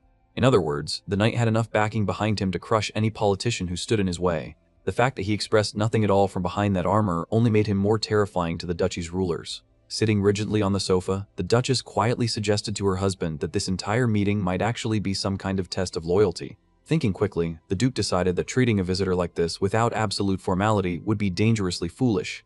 Trapped in a tense situation, he began spinning one elaborate theory after another in his mind. To him, the warrior's silence felt less like calm restraint and more like an ultimatum delivered from the shadows. Worse still, the Lord concluded that if the masked man were to leave the mansion without receiving a proper reward, the entire ducal family would be disgraced. Then the knight shifted slightly in his seat, and the sound of his armor clinking seemed to freeze the whole room. The Duke nearly stopped breathing, convinced that his guest had finally lost patience. At once, the Lord realized that there was no room for even the smallest mistake in this exchange. Using the sacred elixir as a natural opening, he finally forced himself to take the lead and offer compensation. In a tone that was both polite and direct, the Duke began by saying that his family felt deeply honored. Still full of fear, he apologized for taking so long to present a reward worthy of such a hero. Inside his helmet, Kai nearly sighed in relief and simply agreed, eager for the meeting to end without disaster. With a composed smile, the Duke's wife added that offering such a reward was a matter of pride for the whole noble house. Now that the moment had arrived, the Duke finally began listing the terms of payment for the rescue. Holding up 3 fingers, he offered the knight a private mansion, a large sum of money, and the duchy's political support. Kai was so blindsided by the absurd generosity that he nearly choked and lost his composure on the spot. Across the tea table, the Duke and Duchess humbly asked the Black Knight to accept their small token of gratitude. In the Duke's mind, providing an Empire agent with a secret base of operations was an excellent move. By doing that, the duchy would also gain favor with the Emperor's own hidden warriors. Delighted beyond reason, the knight accepted the offer immediately, and the agreement was settled on the spot. The Duke allowed himself a tiny, victorious smile, convinced that he had successfully passed some invisible loyalty test. With the tension finally easing, he suggested that his daughters personally show the knight his new mansion that very day. Kai agreed at once and declared that he would take proper care of the luxurious property. Without delay, the Duchess instructed the guards to summon their daughters so they could accompany the guest. Rising gracefully from her seat, she asked the knight to follow the corridor and let himself be guided to the visitor's room. Awkwardly, Kai only nodded and slipped out in silence. The moment the great doors shut behind him, the silence in the main hall became crushingly heavy. His hands trembling, the Duke sank back into his chair and finally let his rigid body relax. As he wiped the sweat from his forehead, he muttered that he was genuinely relieved to have survived that meeting. As a final thought, he admitted that his daughter had been right and that the warrior truly was no ordinary man. Just outside the neighboring door, the masked boy stretched his arms and quietly released the breath of panic he had been holding in his chest. Karen immediately noticed his limp and exhausted posture and pointed it out with amusement. Trying to hide his embarrassment, Kai joked that armor was very useful when it came to hiding emotions. With gentle warmth, Lithia invited him to have tea and rest a little after such an absurd meeting with their parents. Karen, however, returned straight to business and complained about how little emotion he had shown after receiving 3 enormous rewards. Slightly annoyed, she said that he could at least have pretended to smile after becoming both a villa owner and a millionaire in a single conversation. Sitting there with his legs stretched out, Kai stopped himself from blurting out that, internally, he had nearly died of happiness. Behind the helmet, he admitted to himself that receiving such a mountain of wealth out of nowhere was simply too ridiculous to process. In truth, he knew that if he had been alone, he would have been doing cartwheels from pure joy. Lithia, still focused and composed, joined in and said that she wished to clarify one last point about the reward. Sincerely, she explained that if what the duchy had offered was still not enough, then this would be the proper moment for Kai to ask for anything more he desired. Hidden behind his calm persona, Kai found it almost unbelievable that he already had full pockets and a mansion of his own without needing anything else. Even so, he carefully returned to his reserved demeanor, trying not to ruin his serious secret agent image. Changing the subject, asked whether handing over one of the family's mansions was not a serious loss for the duchy. Smiling softly, Lithia answered that the family owned several villas, and that particular property held no sentimental value. Karen grumbled that the house was far too large for one person to live in alone. Compared to the duchy's main residence, the villa was apparently not far behind in scale. Hearing that, Kai realized just how outrageous the value of his so-called small gift truly was. In his imagination, only a completely insane noble would give away something that luxurious as a thank you present. With a mischievous tone, Karen asked whether he intended to let anyone else live in the mansion with him. Hidden inside his helmet, Kai let out a nervous laugh and said that he planned to use it only as his personal base. In Lithia's eyes, it seemed perfectly natural that such a famous hero would not already have a wife or a stable partner. Then Karen bluntly asked whether the Black Knight had any romantic interest in anyone at the moment. Lithia immediately blushed and scolded her younger sister for asking something so personal. Before the mood could become more awkward, Kai stepped in and told them that they were welcome to visit the villa whenever they wished, so the place would not feel empty. Karen's eyes widened at once, and her whole face lit up with joy at being personally invited. Without thinking twice, Kai even promised that he would give them a spare key so they could enter even when he was not there. In truth, he knew that having the girls occasionally around the villa would be the perfect distraction for suspicious eyes and nosy onlookers. Delighted by the idea, Karen declared that she would happily torment his patients every single day. Full of initiative, Lithia immediately proposed that they go visit the villa right away and see it for themselves. Under the sunlight, the grand mansion looked even more imposing. Its spacious living room was spotless, the furniture arranged with perfect order, and the kitchen was large and bright, filled with every kind of utensil, each one gleaming with the shine of something newly prepared. Lithia smiles and says that this is only a small token of gratitude from her family, so he should not feel burdened by it. Kai pushes open the heavy door and sees that the house is already fully furnished, down to the furniture and tableware. He wonders aloud whether it is really acceptable for him to receive such a luxurious residence. Karen looks at him and says that he can become strangely humble at times, even though he usually speaks to her so casually. Kai steps into the wide living room and takes in the lavish interior before apologetically inviting them to sit. He explains that although the mansion was granted to him, he wants them to treat it as their own home and rest comfortably. Karen plants her hands on her hips and retorts that she is not tired at all. Kai answers with helpless concern, saying that children should not push themselves too hard. Karen shouts back that she is not a child. She realizes that he is telling her to sit because he is being considerate, likely because her leg has only recently healed. The dark-armored Kai spreads his hands and says that he did not use medicine on her just so she could overexert herself. He adds that if rumors spread that he forced a duke's daughter to overwork, his life would be over. Then he jokes that if she hates sofas so much, she can always sit on this hard suit of armor instead. Between a soft sofa and rigid black armor, anyone would naturally choose the sofa. It sounds like the perfect solution. Instead, Karen marches over and sits directly on his lap. Kai's body stiffens at once, and he nervously asks what she thinks she is doing. Karen, her face burning red, answers that he was the one who suggested it. Kai says that it was only a joke, and adds that sitting like that cannot possibly be comfortable. As Karen remains on his lap, she quickly realizes that her backside hurts and regrets not choosing the sofa. Lithia watches her and asks with a smile whether things are going quite well for her, Karen. Karen, still red-faced, hurriedly says that she is not enjoying this at all. Lithia replies with smiling eyes that she never asked whether Karen was happy or not. Karen lifts her head and looks at Kai, then asks why he is still wearing armor when this is already his home and he should be dressed more comfortably. Kai responds that it is only for safety, though in truth he also wants to take it off. Still, he says that showing his face before Lithia would be far too awkward, especially after what happened at the clock tower. Since they have already met there, he thinks that he needs to change the subject somehow. To distract her, he reaches out and pats Karen on the head. Karen immediately flushes deeper and shouts that he must stop touching her head and stop treating her like a child. Kai forcefully presses her down and says that she needs to move to the sofa quickly, otherwise her backside will keep hurting. Karen struggles and says that she refuses. Kai asks in confusion why she refuses. Looking at the two of them, he then remarks that even so, the Duke is very bold to let the two of them stay alone with him. Lithia asks what he means by that. Kai explains that under normal circumstances, they should have arranged for at least one man to accompany them. Even if he saved Karen, he still does not know their real intentions, and in a place like this, no one can predict what might happen. Lithia smiles and says that her father is not the kind of man who acts without careful thought. She says that he simply judged Kai worthy of that trust. Kai replies that he understands. Even though they have barely spoken, he assumes that such judgment must come from the Duke's vast experience in reading people. Karen says that, besides, they have no reason not to trust him. She reminds him that he even used a secret medicine for their sake.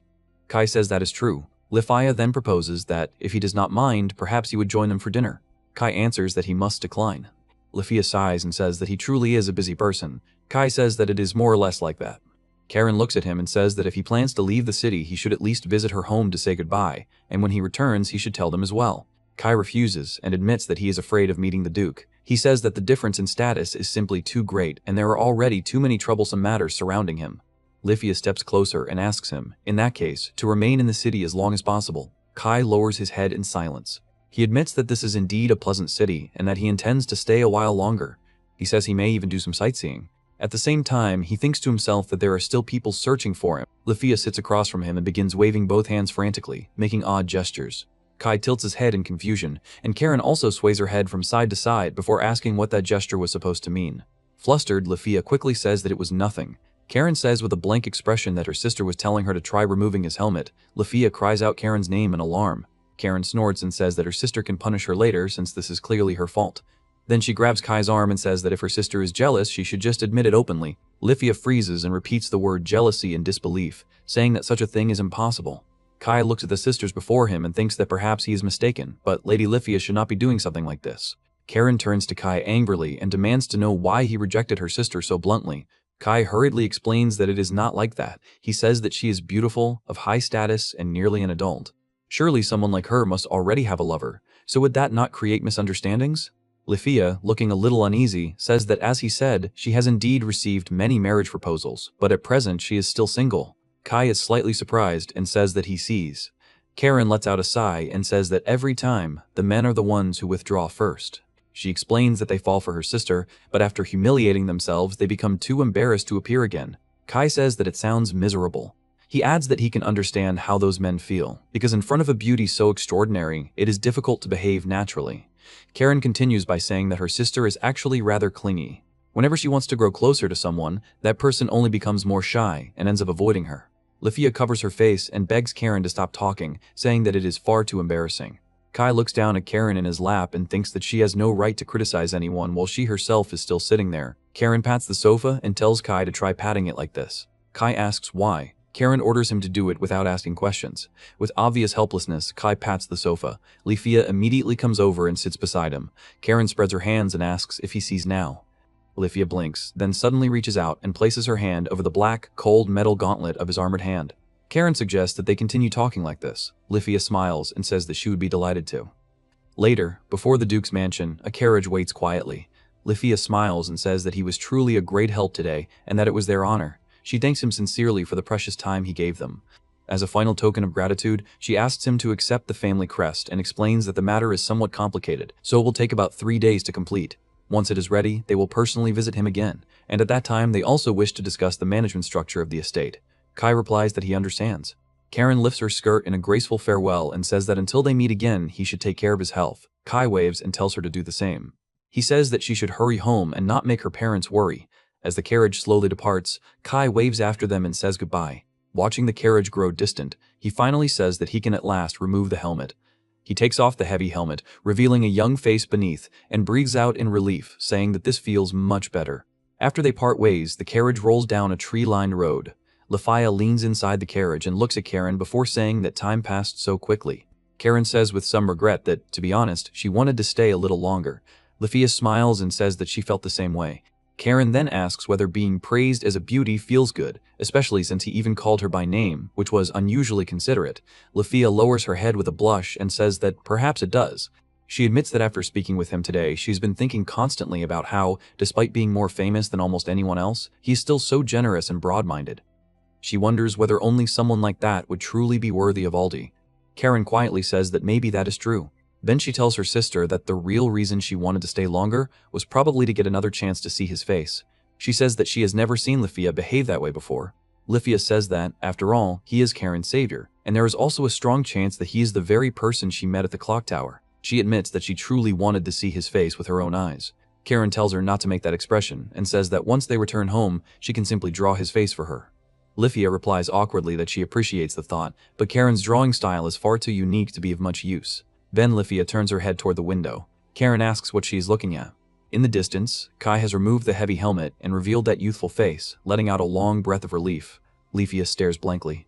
Karen notices and calls out to her sister. A faint smile rises at the corner of Lifia's lips as she says that, honestly, that man was teasing her until the very end. Karen looks startled and asks whether he really is the same person she met at the clock tower. Lifia nods and says that she is certain. She says that he is truly a kind person. Even though using such a precious spiritual medicine could earn him punishment from his superiors, he still chose to use it. At the same time, Kai thinks back to Karen and says that he does not regret his choice. If it was enough to heal her leg, then it was worth it. Rather than worrying about him, she says that she would rather see Karen live freely and happily again, just as before. Her words seem meant to wash away Karen's guilt and prevent her from feeling indebted. Lifia cannot help wondering whether this is the bearing of a truly powerful man. Perhaps his appearance at the clock tower had also been for their sake, to guard against the kidnappers and watch over everyone from the shadows. If that were true, she wonders just how much he had already given for them. As Kai removes the heavy helmet, he says that it is time for a bath. Lifia's thoughts continue to wander, and a faint blush spreads across her cheeks. Without seeking attention and without asking for anything in return, he simply works alone in silence and protects everyone around him. To her, he seems like an incredibly admirable man. She quietly hopes that the day after tomorrow will arrive soon, because there is still so much she wants to say to him. Karen studies her sister, then smiles and says that Lifia looks exactly like a girl in love. Lifia says that since he seems to care about her so much, she wants to grow even closer to him. Then she begins wondering what their father would say if he knew what she was thinking. Resting a finger against her chin, she sinks into thought and imagines that, in their father's eyes, Kai may be someone too extraordinary to grasp easily. She wonders how he would react. Sunlight spills across the street outside the tavern. The innkeeper folds a cloth as he speaks with a trace of sadness, saying that the thought of not seeing Kai anymore leaves him feeling unexpectedly lonely. He adds that when Kai did not return the previous night, he already had a feeling this day would come. Kai cuts into the steak on his plate and calmly says that he will not be living there anymore, but he still plans to come back for meals just as he is doing now. The innkeeper watches him eat heartily and laughs as he asks whether Kai really likes the food there that much. After swallowing a bite, Kai says that the food there is genuinely excellent. The innkeeper breaks into a pleased smile and says that hearing that makes everything worthwhile. He says that he will keep waiting for Kai to visit again. Kai nods and says that he is grateful. Leaning against the counter, the innkeeper asks where Kai plans to stay next. He adds that if Kai is thinking about another inn, he could recommend a few good places. Kai spears another piece of meat and says that he has acquired a house and intends to stay there for a while. The innkeeper freezes, then asks in shock whether Kai has bought a house. Seated at the counter while eating, Kai explains that he kept refusing, but the Duke insisted on giving it to him. He says that they seem to have searched everywhere to find a suitable gift in order to thank him, which must have taken considerable effort. The innkeeper responds helplessly that this is no joke at all, because receiving a villa from a duke is an enormous matter. Kai says that it does sound fairly significant. The innkeeper irritably says that this is not what he means. He explains that the number of villas a noble owns is itself a symbol of power, something beyond ordinary people's imagination. In his view, the duke judged that forging a connection with Kai was more valuable than preserving that symbol. Kai listens in silence. The innkeeper then asks what sort of person Kai really is. Kai spreads his hands and says that he is only an ordinary man. Then he takes out a heavy money pouch and sets it on the table, saying that he nearly forgot to give it to him. He says it is payment in gratitude for all the care, shelter, and advice he received.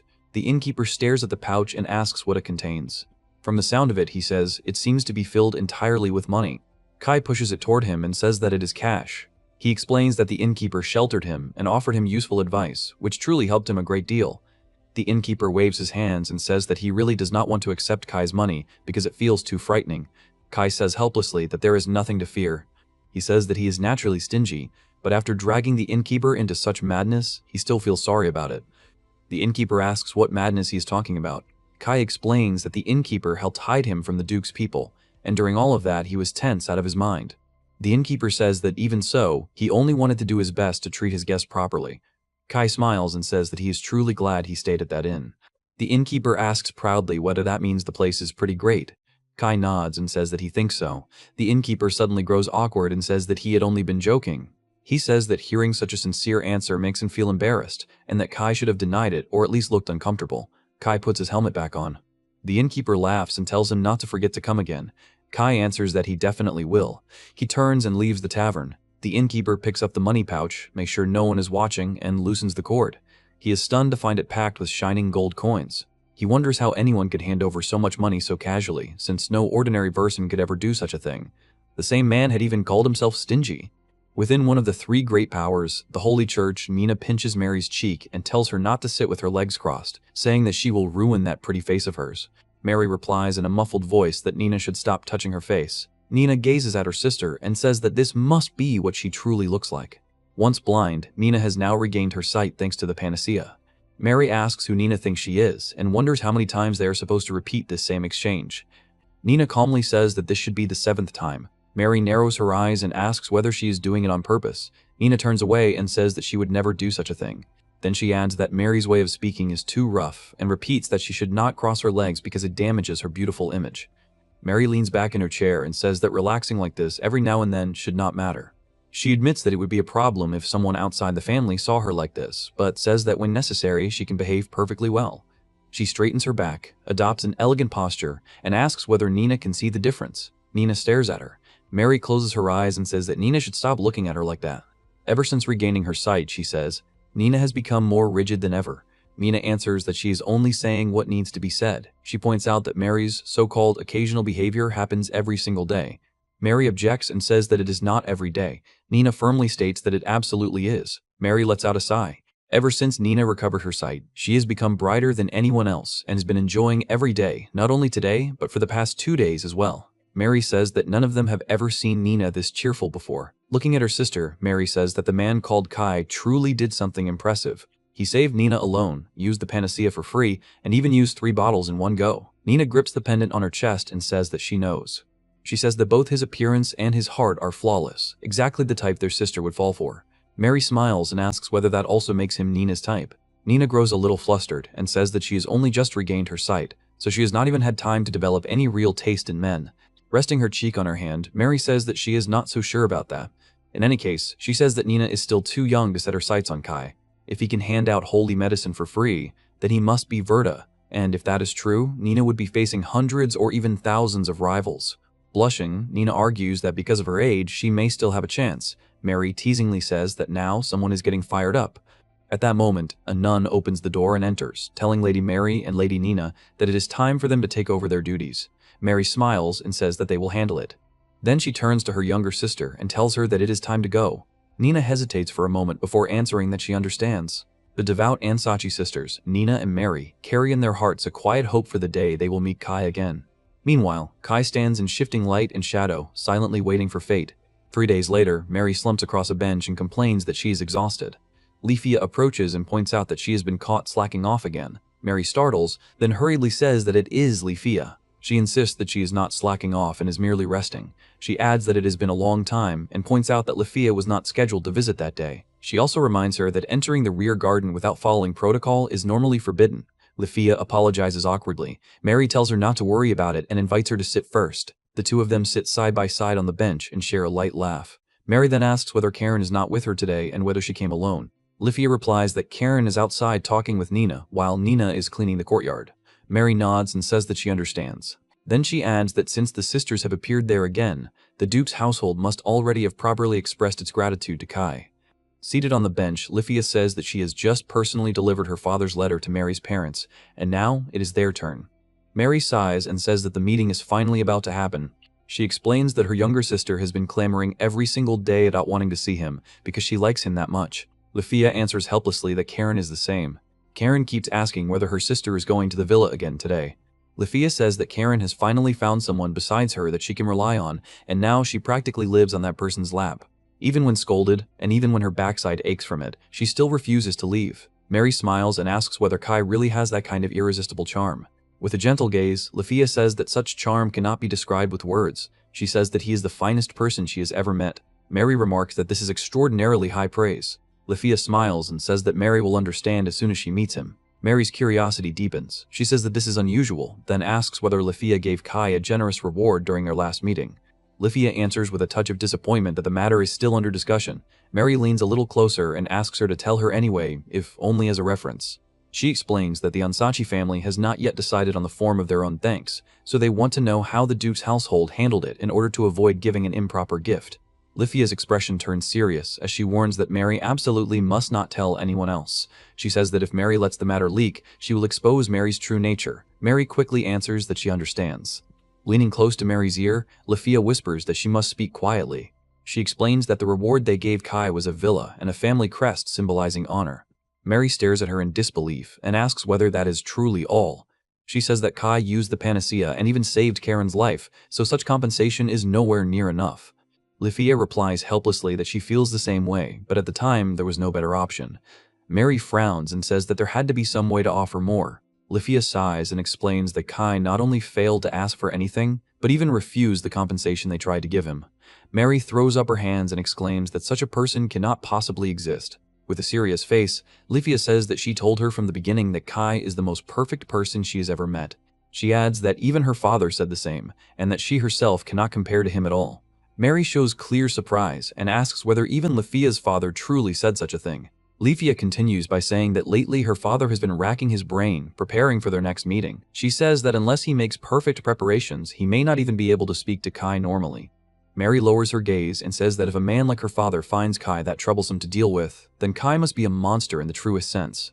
She asks whether Lifia really believes that such a man is merely some ordinary player in the world. Lifia answers that her father once gave a direct order that no one under him must ever do anything that could turn that man into an enemy. Mary falls into thought, then says that this means that even if Lifia has ideas, she cannot speak freely now. She adds that if Kai truly is Verta, then the matter becomes even more complicated. His position may already be higher than theirs. Although she does not know exactly how that organization works, a man like him should be able to obtain whatever he wants. Lifia says that during their conversation, however, she truly felt that Kai seemed more interested in money than in the Duke family's crest. Mary looks stunned and says that it makes no sense. She argues that money can be earned through hard work, but no matter how much effort a person makes, a Duke's family crest is not something one can casually obtain.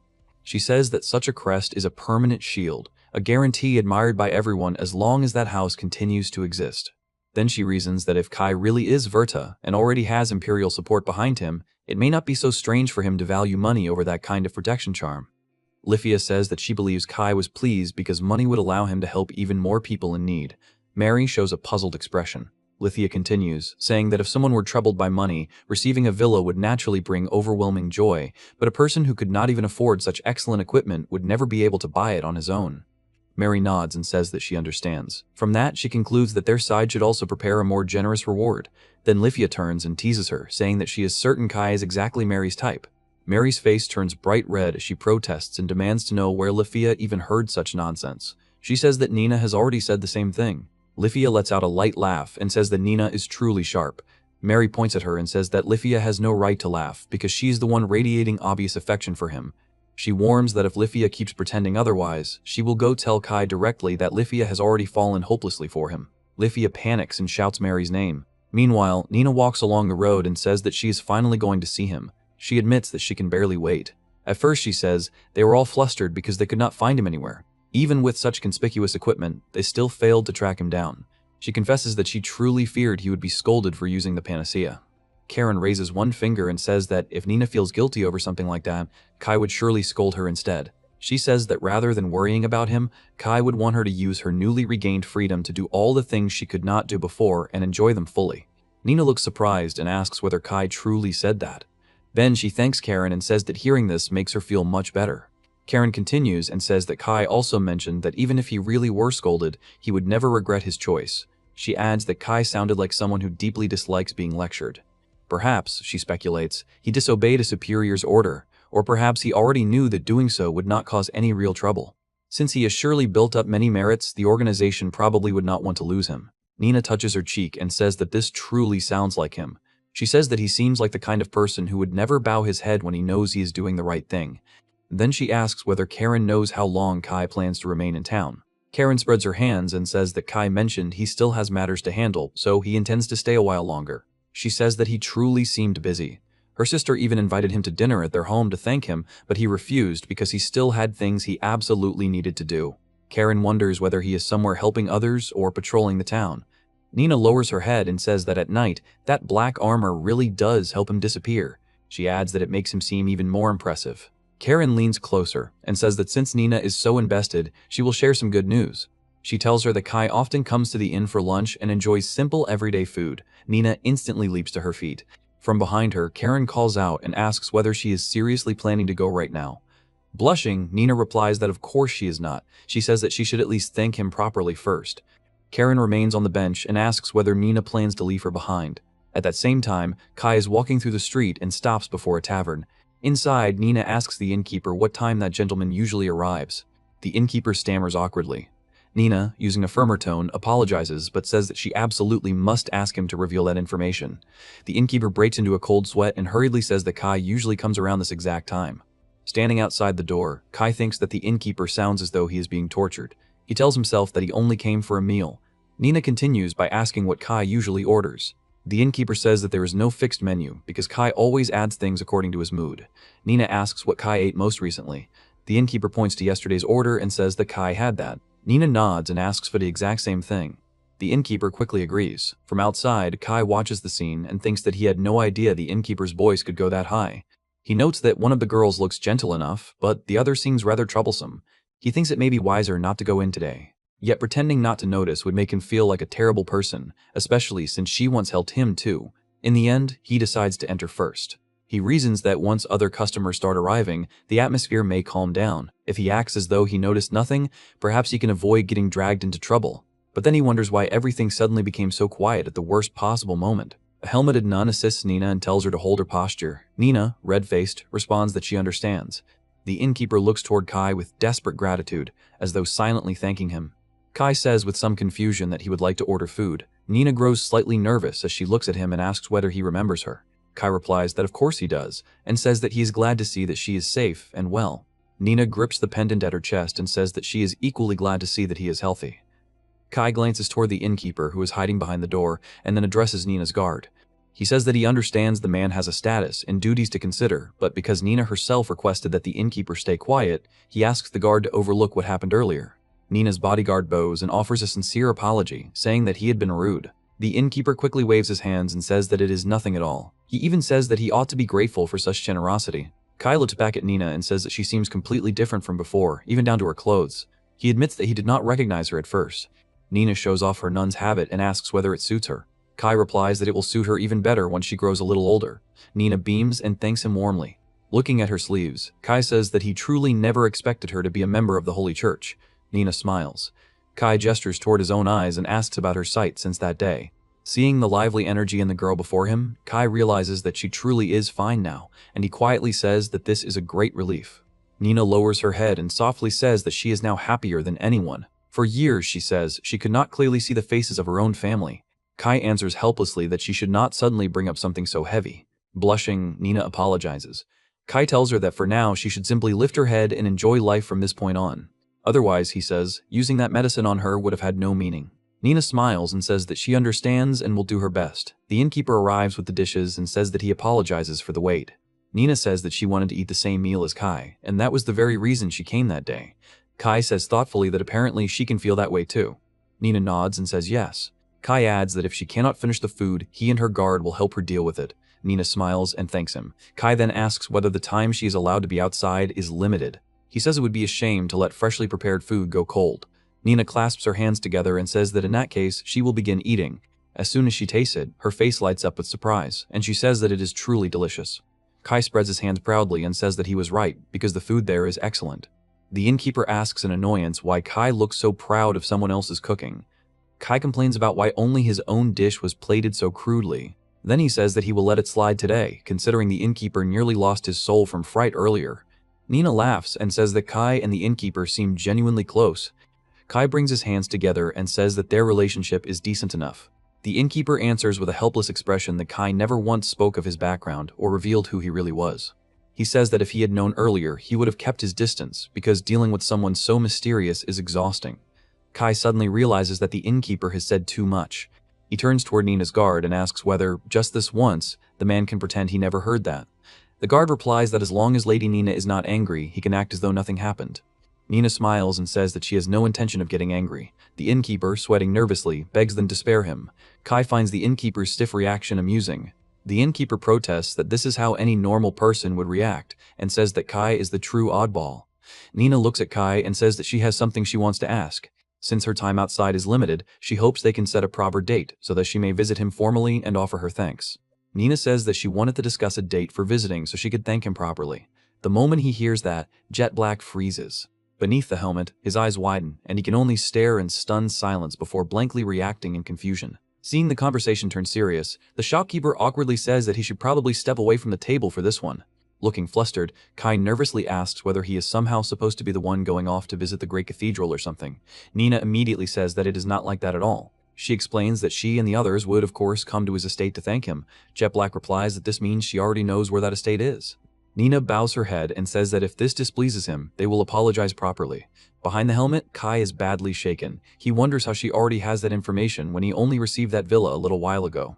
Kai says that he is not upset, only impressed, then tells Nina that if she wants to visit, she should do it on a day off because he has things to handle during the week.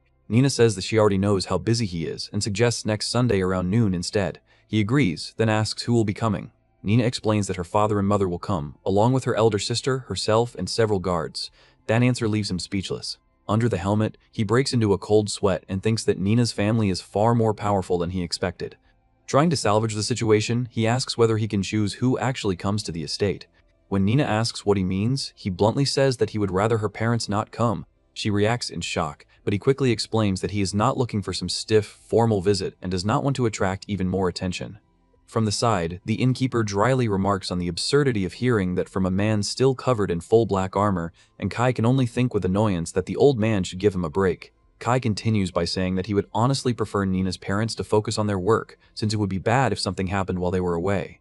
Even when Nina hesitates, he presses on and says that they can still exchange thanks even if her parents do not attend.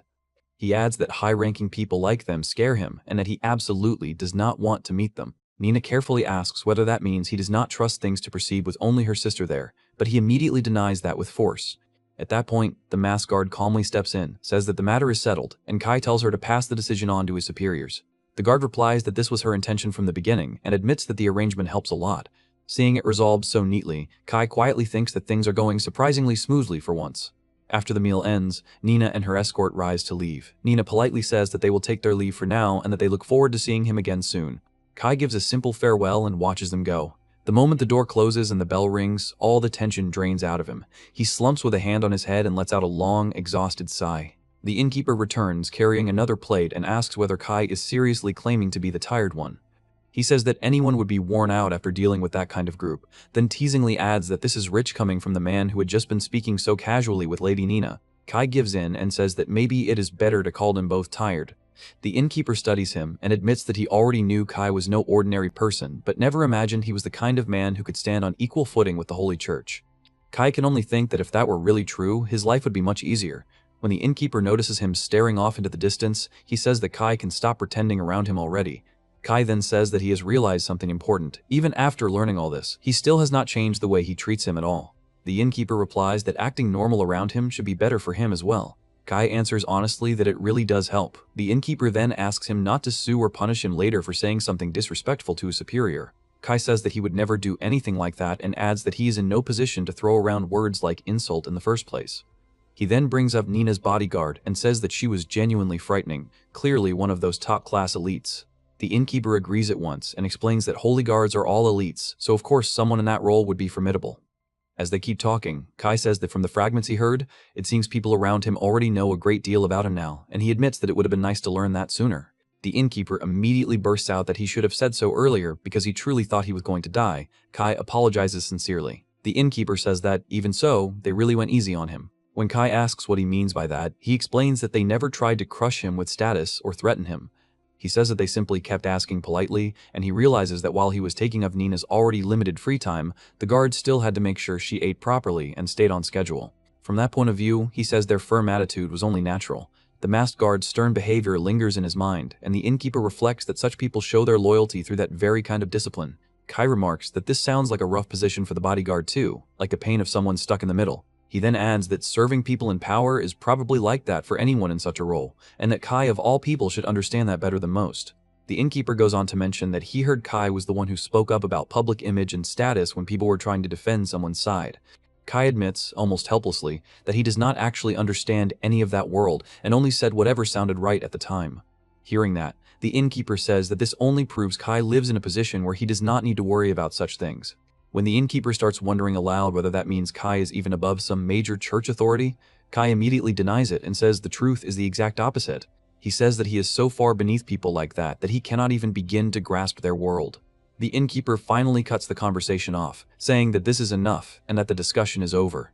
Kai protests and asks him to at least let him explain a little more, but inwardly he can only groan, realizing that the misunderstandings around him are somehow becoming worse, not better. Meanwhile, outside in the carriage, the masked guard tells Lady Nina that she is glad she got to see Kai after all. Nina quietly admits that she had truly hoped to sit at the same table and share a meal with Kai, and she says with soft happiness that because of that she is very pleased. In the carriage, Nina asks her masked escort if she may ask something, then asks what kind of person Kai seemed to be from her perspective. The escort answers first that, without question, he is a powerful man. Nina gently clarifies that she means his nature rather than his strength. The escort apologizes and explains that she had been under constant watch the whole time and did not have the luxury to think about that. That answer shocks Nina, and when she quietly repeats the phrase to herself, the escort explains that people are known to lower their guard while eating, so she assumes she herself was being observed to make sure her vigilance had not slipped. She then says that, as Nina's guard detail, they already carry the heavy failure of having once allowed Nina to be kidnapped, and on top of that, they failed to detect Kai as well. She calls that unforgivable. She adds that although they had spoken with the shopkeeper, she never treated that as an excuse to relax her vigilance. Nina wonders aloud whether Kai might simply have an unusually faint presence, but the escort rejects that at once and says that it is impossible, insisting that the difference is one of skill. Even so, she thanks Nina for the concern. She then says that Kai may even have anticipated that she would clash with the shopkeeper. To her, the timing and the whole flow of events feel too precise to be mere coincidence. Nina falls silent as the escort continues and says that either he already knew they were heading to that inn, or he possesses an extraordinary eye for judging situations. She admits that she keeps thinking about what he truly meant by his words, and says that she will report everything to Nina's father as well. Nina then asks if she means the part about thanks, and the escort notes that Nina noticed it too. She explains that a man in Kai's position would never normally throw away the chance to meet Nina's parents, especially when he stands in a position to be owed a favor. She says that although he claimed he disliked drawing attention, that was likely only a pretext. Nina realizes that explanation makes sense. The escort goes on to say that people often claim they dislike dealing with the powerful, but the way Kai interacted with Nina so naturally does not fit that excuse at all. She adds that there are even rumors linking him to Vertar, so he is probably already accustomed to dealing with powerful people. After a heavy silence, Nina reluctantly says that she hates to say it, but perhaps some kind of trouble is brewing at the Great Cathedral.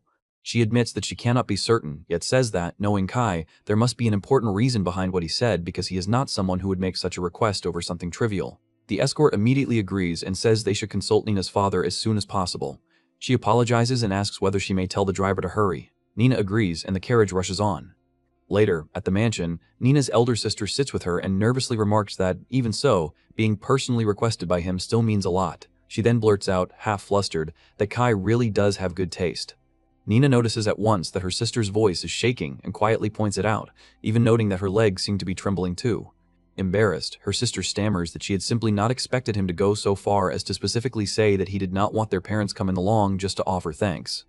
She admits that, with all the talk about Vertar and everything surrounding him, she cannot say she fails to understand the burden he is under.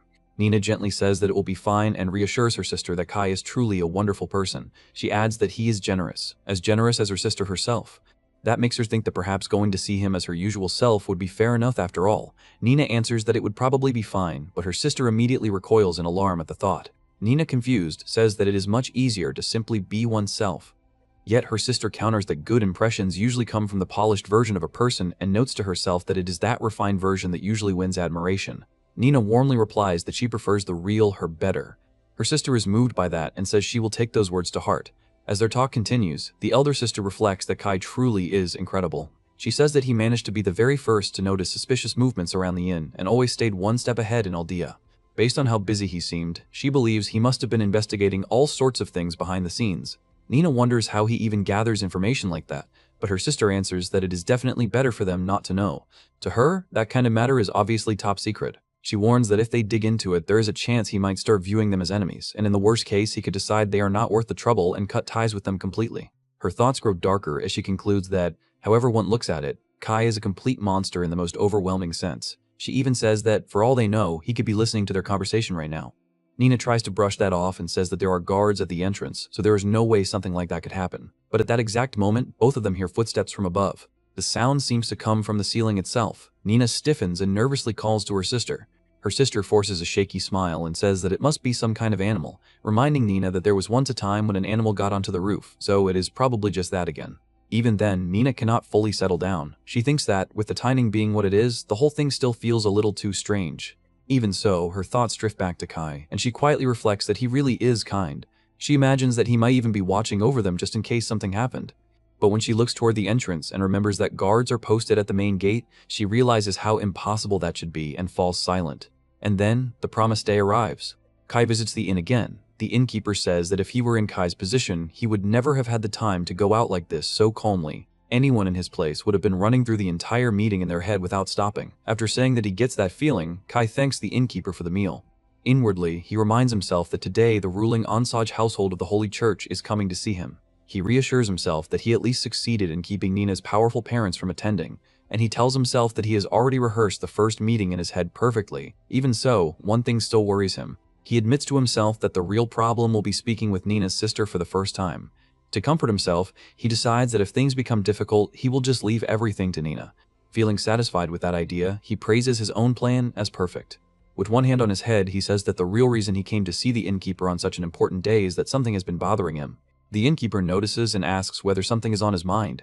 Kai then explains that the other day, Duke de Goat assigned a resident maid to manage the estate for him. As he thinks back on the maid's stiff and distant behavior, he says that she's been keeping so much distance from him that the whole situation feels oddly lonely. The innkeeper listens and says that he actually feels sorry for her. He says that it sounds like a huge responsibility. Hearing that, Kai falls silent and can only stare blankly ahead.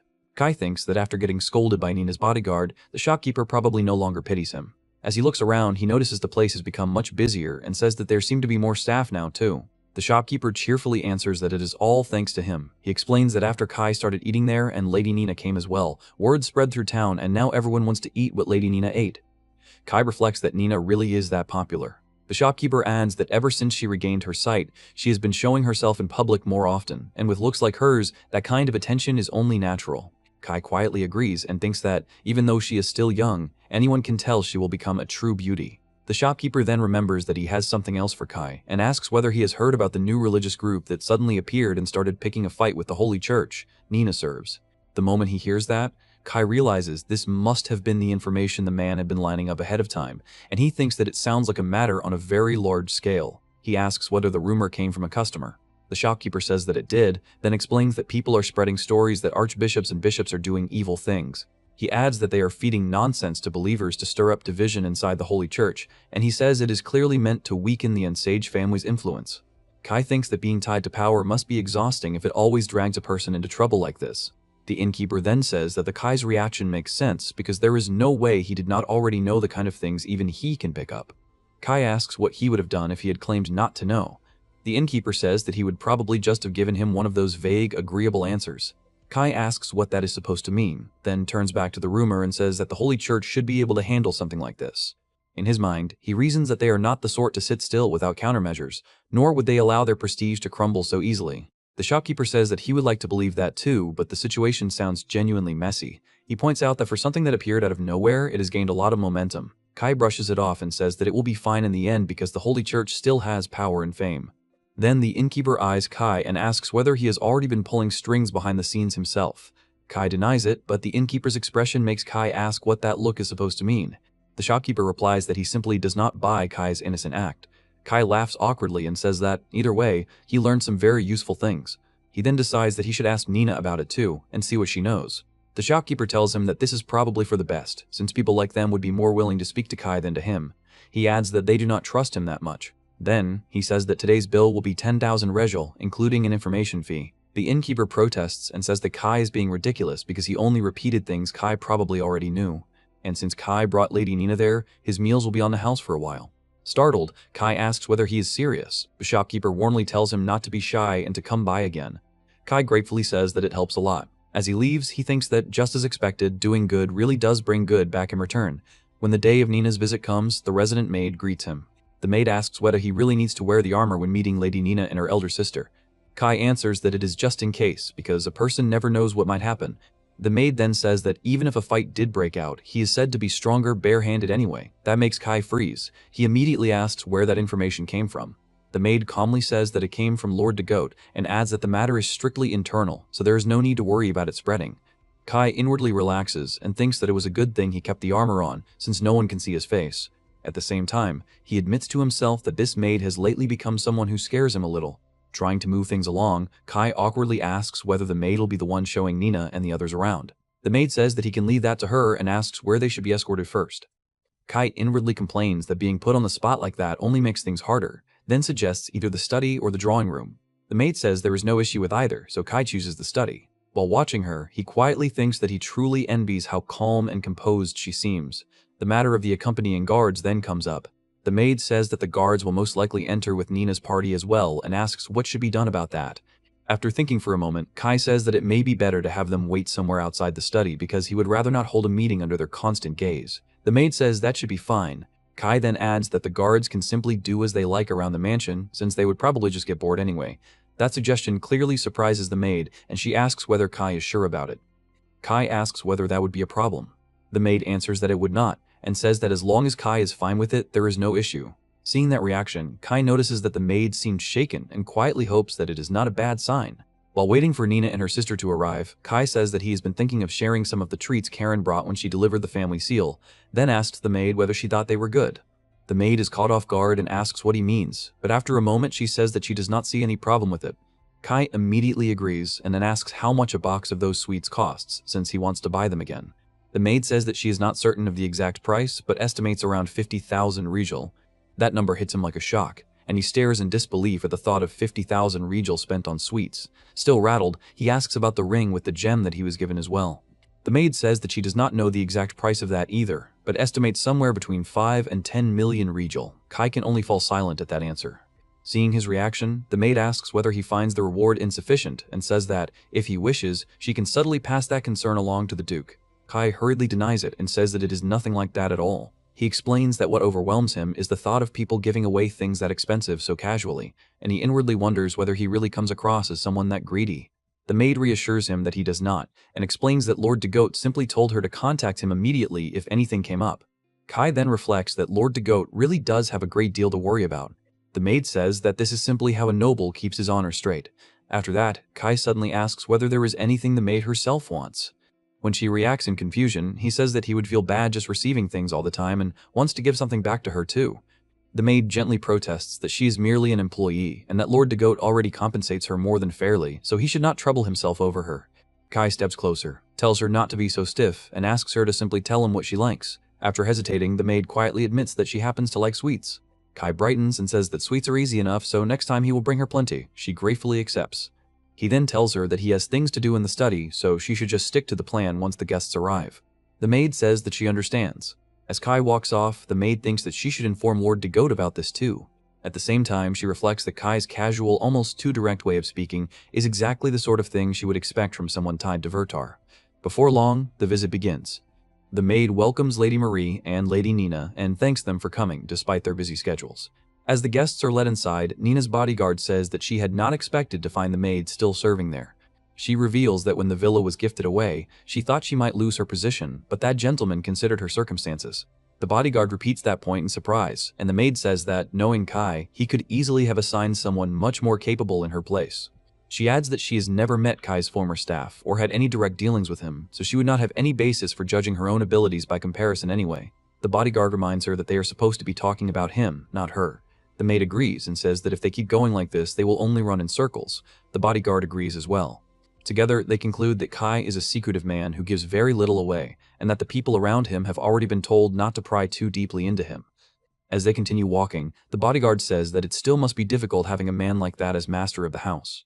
The maid admits that, honestly, she is probably the one who has spoken with him the most, and that even Lord Degote himself once bowed his head to him. She also says that there are no guards stationed anywhere in the estate because Kai personally said there was no need, explaining that guards everywhere would only make things feel stuffy. Another servant repeats that point in disbelief, and the maid confirms that it is exactly what he said. The bodyguard then interprets that attitude to mean that if anyone wants to come at him, he can simply let them come, because he clearly has the ability to back that up. The maid quietly agrees that, even without guards, being inside his territory is about as safe as it gets. The bodyguard then jokes that she should be careful not to let that kind of atmosphere ruin her stomach with stress. Soon after, the bodyguard stops the small talk and says that she would like to confirm something one more time. She asks whether it is true that they are free to spend their time however they wish until Nina and Marie finish meeting with Kai. The maid says that this is exactly what she was instructed. The bodyguard then asks for the maid's opinion, since she lives with him every day and may have some insight into what he really meant. The maid says that she cannot take responsibility for pure speculation, but she will still share her guess. She says that she does not believe he meant they were free to rest idly inside the mansion. In her view, that was never the whole point. She reminds the bodyguard that protecting Nina is still her most important duty, and that there is no way Kai meant she could simply abandon that. She explains that assigning the guards to a fixed waiting room might slow their reactions and keep them from doing their jobs properly. To her, what Kai really meant by telling them to do as they liked was that they should act according to their own ability and judgment. The bodyguard thinks over that interpretation and says that if that is the case, then from his point of view, he does not really rely on them at all. The maid says that it is not that he does not trust them. Rather, she believes he wants them not to depend on his help. In her eyes, he is forcing them to face a harsh truth. He will not always be there to save them. She says that if they want to protect the smiles of the ones they serve, then they need to develop that mindset themselves. Finally, she admits that this is only her guess, but she believes it is the most likely explanation. The bodyguard sincerely thanks her and asks that her thanks be passed on to Kai as well. Meanwhile, Kai sits waiting in the study, baffled all over again. Inwardly, he complains that he is only saying ordinary things and telling people to relax if they want to, so he cannot understand why everyone keeps reacting as though he means something deeper. He wonders whether there is anything rude about that at all, then concludes to himself that they are the ones acting strangely. At last, Nina and Marie sit across from him. Marie apologizes and says that she wants to ask him just one thing. She explains that she means it in terms of how she should adjust her future conduct around him. Kai stares at her in confusion, trying to figure out what exactly she is asking. Nina simply confirms that this is what her sister means, but that does not help him at all. He inwardly groans and wonders what Marie is even talking about, then looks toward Nina in silent desperation and asks in his heart what he is supposed to do here. By the end, he is practically begging for someone to help him. Kai sits across from the two sisters and cautiously says that there seems to be a misunderstanding because he is not seeing anything through. Marie and Nina stare at him in silence. He tries to soften the mood by explaining that he only meant for them to take things easy and says that they have not even reached the main topic yet. Marie fidgets nervously, while Nina warns her sister that if she keeps acting like that, it will be bad for her dignity. Kai panics internally, thinking that the entire atmosphere will collapse at this rate. Trying to escape, he says that if Marie feels it is bad for her dignity, then perhaps it is just that sort of situation. Nina looks shocked, and Marie sighs, admitting that she has kept it hidden from everyone until now. Then she suddenly relaxes, leans back, and says she feels better. Kai freezes as Marie transforms from a stiff, refined lady into someone much more casual. She tells him to take her at his word and relax, but asks him not to call her rude. Kai realizes that this is what Marie is truly like underneath. Marie tries to return to the main topic and thank him, but Kai stops her, wanting to delay any reward discussion. He brings up the new religious group that has picked a fight with the Holy Church and asks whether everything is fine. Nina happily thanks him for caring, confusing him. She says they can discuss thanks any time and would rather explain this first. Marie says they prepared enough measures for everything they can reasonably foresee. Nina adds that they are not naive and they know the enemy is trying to ruin the Holy Church's name. They decided to lure the group out before it grows stronger. Kai thinks that a small, casual talk has somehow become a full strategy meeting. Nina explains that they leaked information that the entire Ansage family would be away from the Great Cathedral today. Since the enemy has become more active lately, there is a good chance they will move now. She adds that no Ansage has ever completely abandoned the church, so if the lie spreads today, this is the enemy's best chance to attack. Kai understands and asks whether their parents are still at the cathedral with extra guards.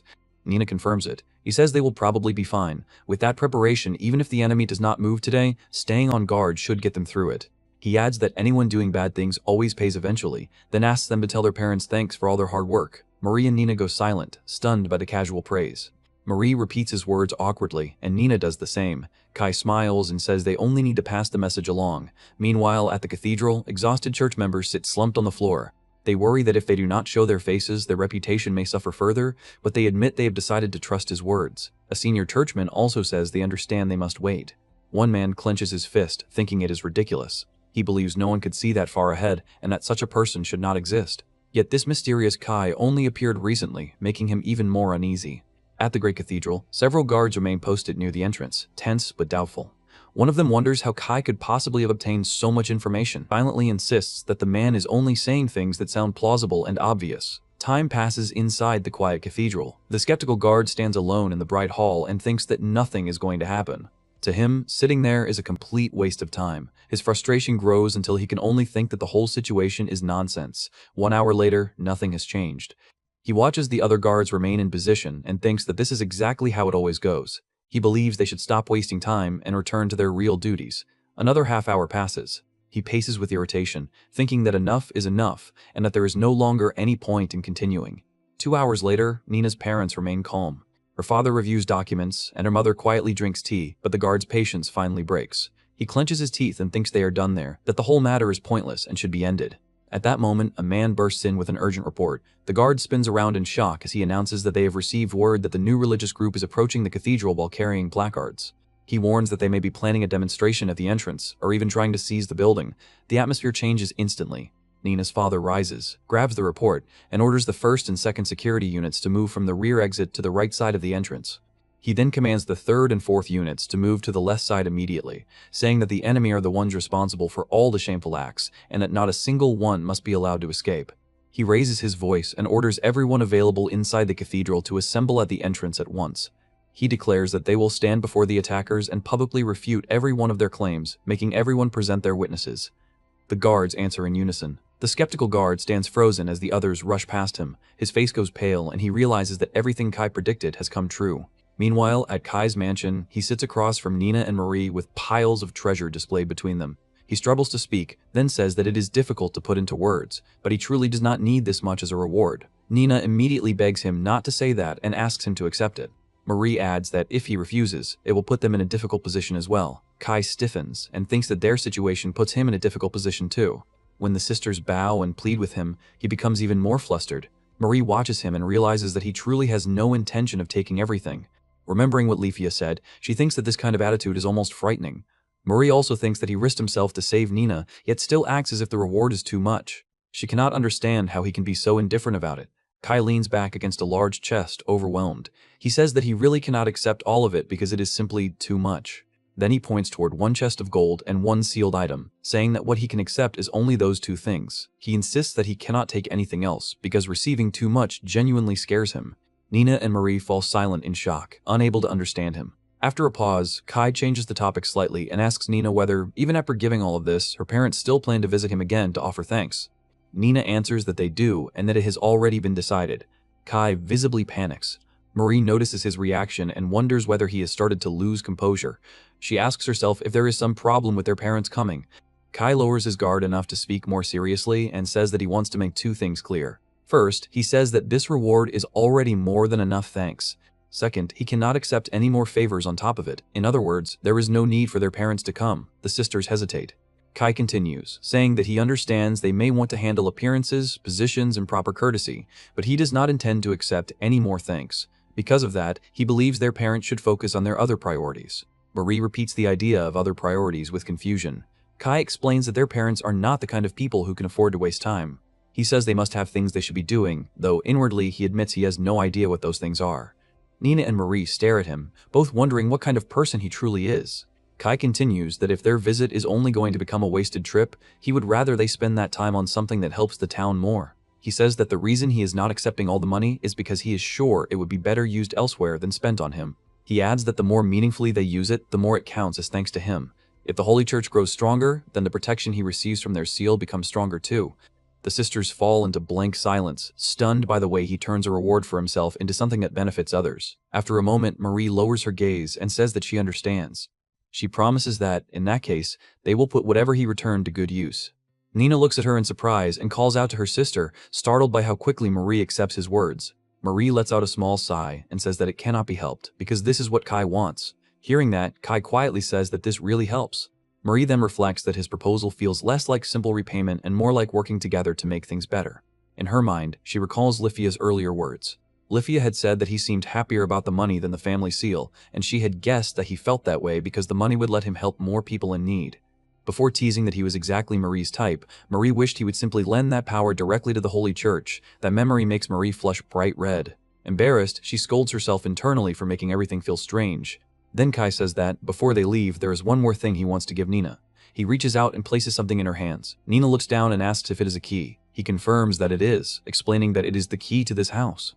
Nina gasps in shock. Kai spreads his hands and says that, as they can see, he cannot really make full use of such a large place. Because of that, he says that if anything ever comes up, they should feel free to come by, either together or alone. Still stunned, Nina asks if he is really sure. Kai calmly replies that he already gave the same thing to the Duke's daughters as well.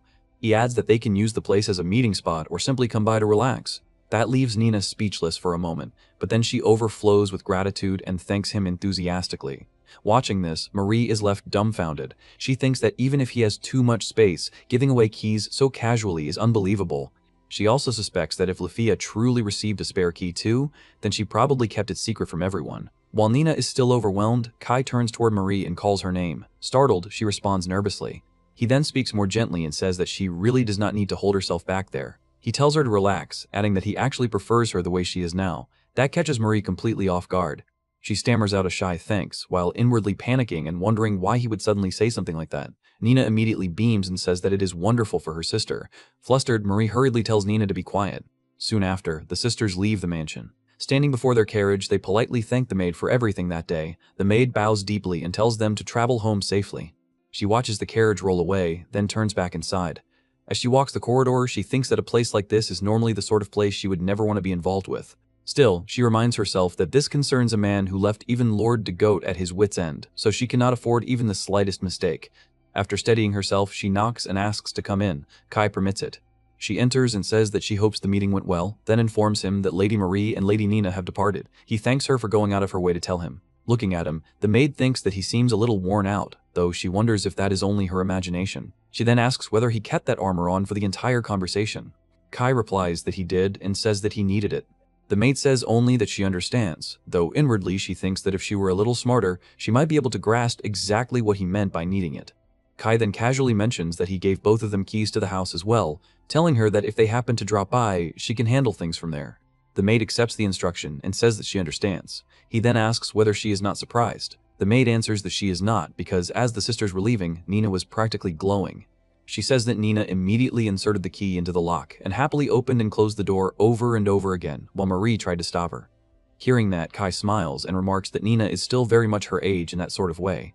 The maid then adds that Lady Marie also said that she thinks very highly of him. She says that Marie even mentioned wanting to visit again soon. Kai answers honestly that he is happy to hear that, even if it is only flattery. The maid quietly says that she doubts it is mere flattery, because she has never seen Lady Marie behave that way before.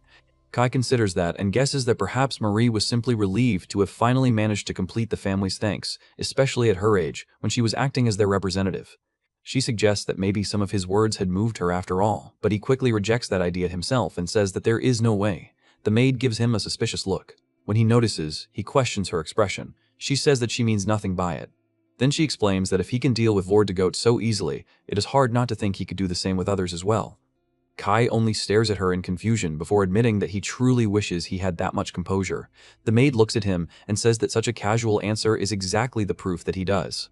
The maid quietly reflects that Kai treated the still young Ansage sisters with gentle words that put them at ease, yet when he dealt with Duke de Goat, whose stomach was already suffering enough, he seemed to flip a switch and use mercilessly sharp words instead. Thinking of that contrast, she can only pray that he never turns that same switch on her. As she looks at the return tokens laid out before her, she tells herself that she needs to hurry and grow used to both the atmosphere of this mansion and the strange values of its master. In the end, she can only think that he truly is something else. Meanwhile, after leaving the mansion, Marie excitedly asks Nina whether she heard what Kai told her. She says that he told her he liked her better the way she really is, and she happily adds that no man has ever said that to her before. Nina, looking uneasy, tells her sister that if she does not lower her voice, everyone outside will hear. Marie, flushed and delighted, says that it is fine and that this much is okay. Watching her, Nina thinks that before meeting Kai, Marie had been shaking like a leaf, yet now she is completely different.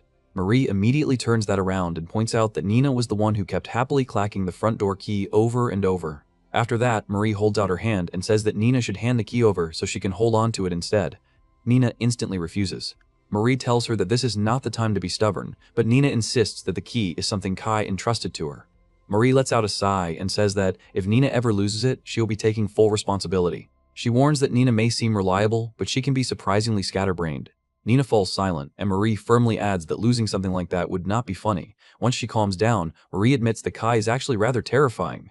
She says that he saw straight through her polite act in an instant, and that for a moment she truly thought she had been caught. She wonders what kind of observation skills a man like that must possess.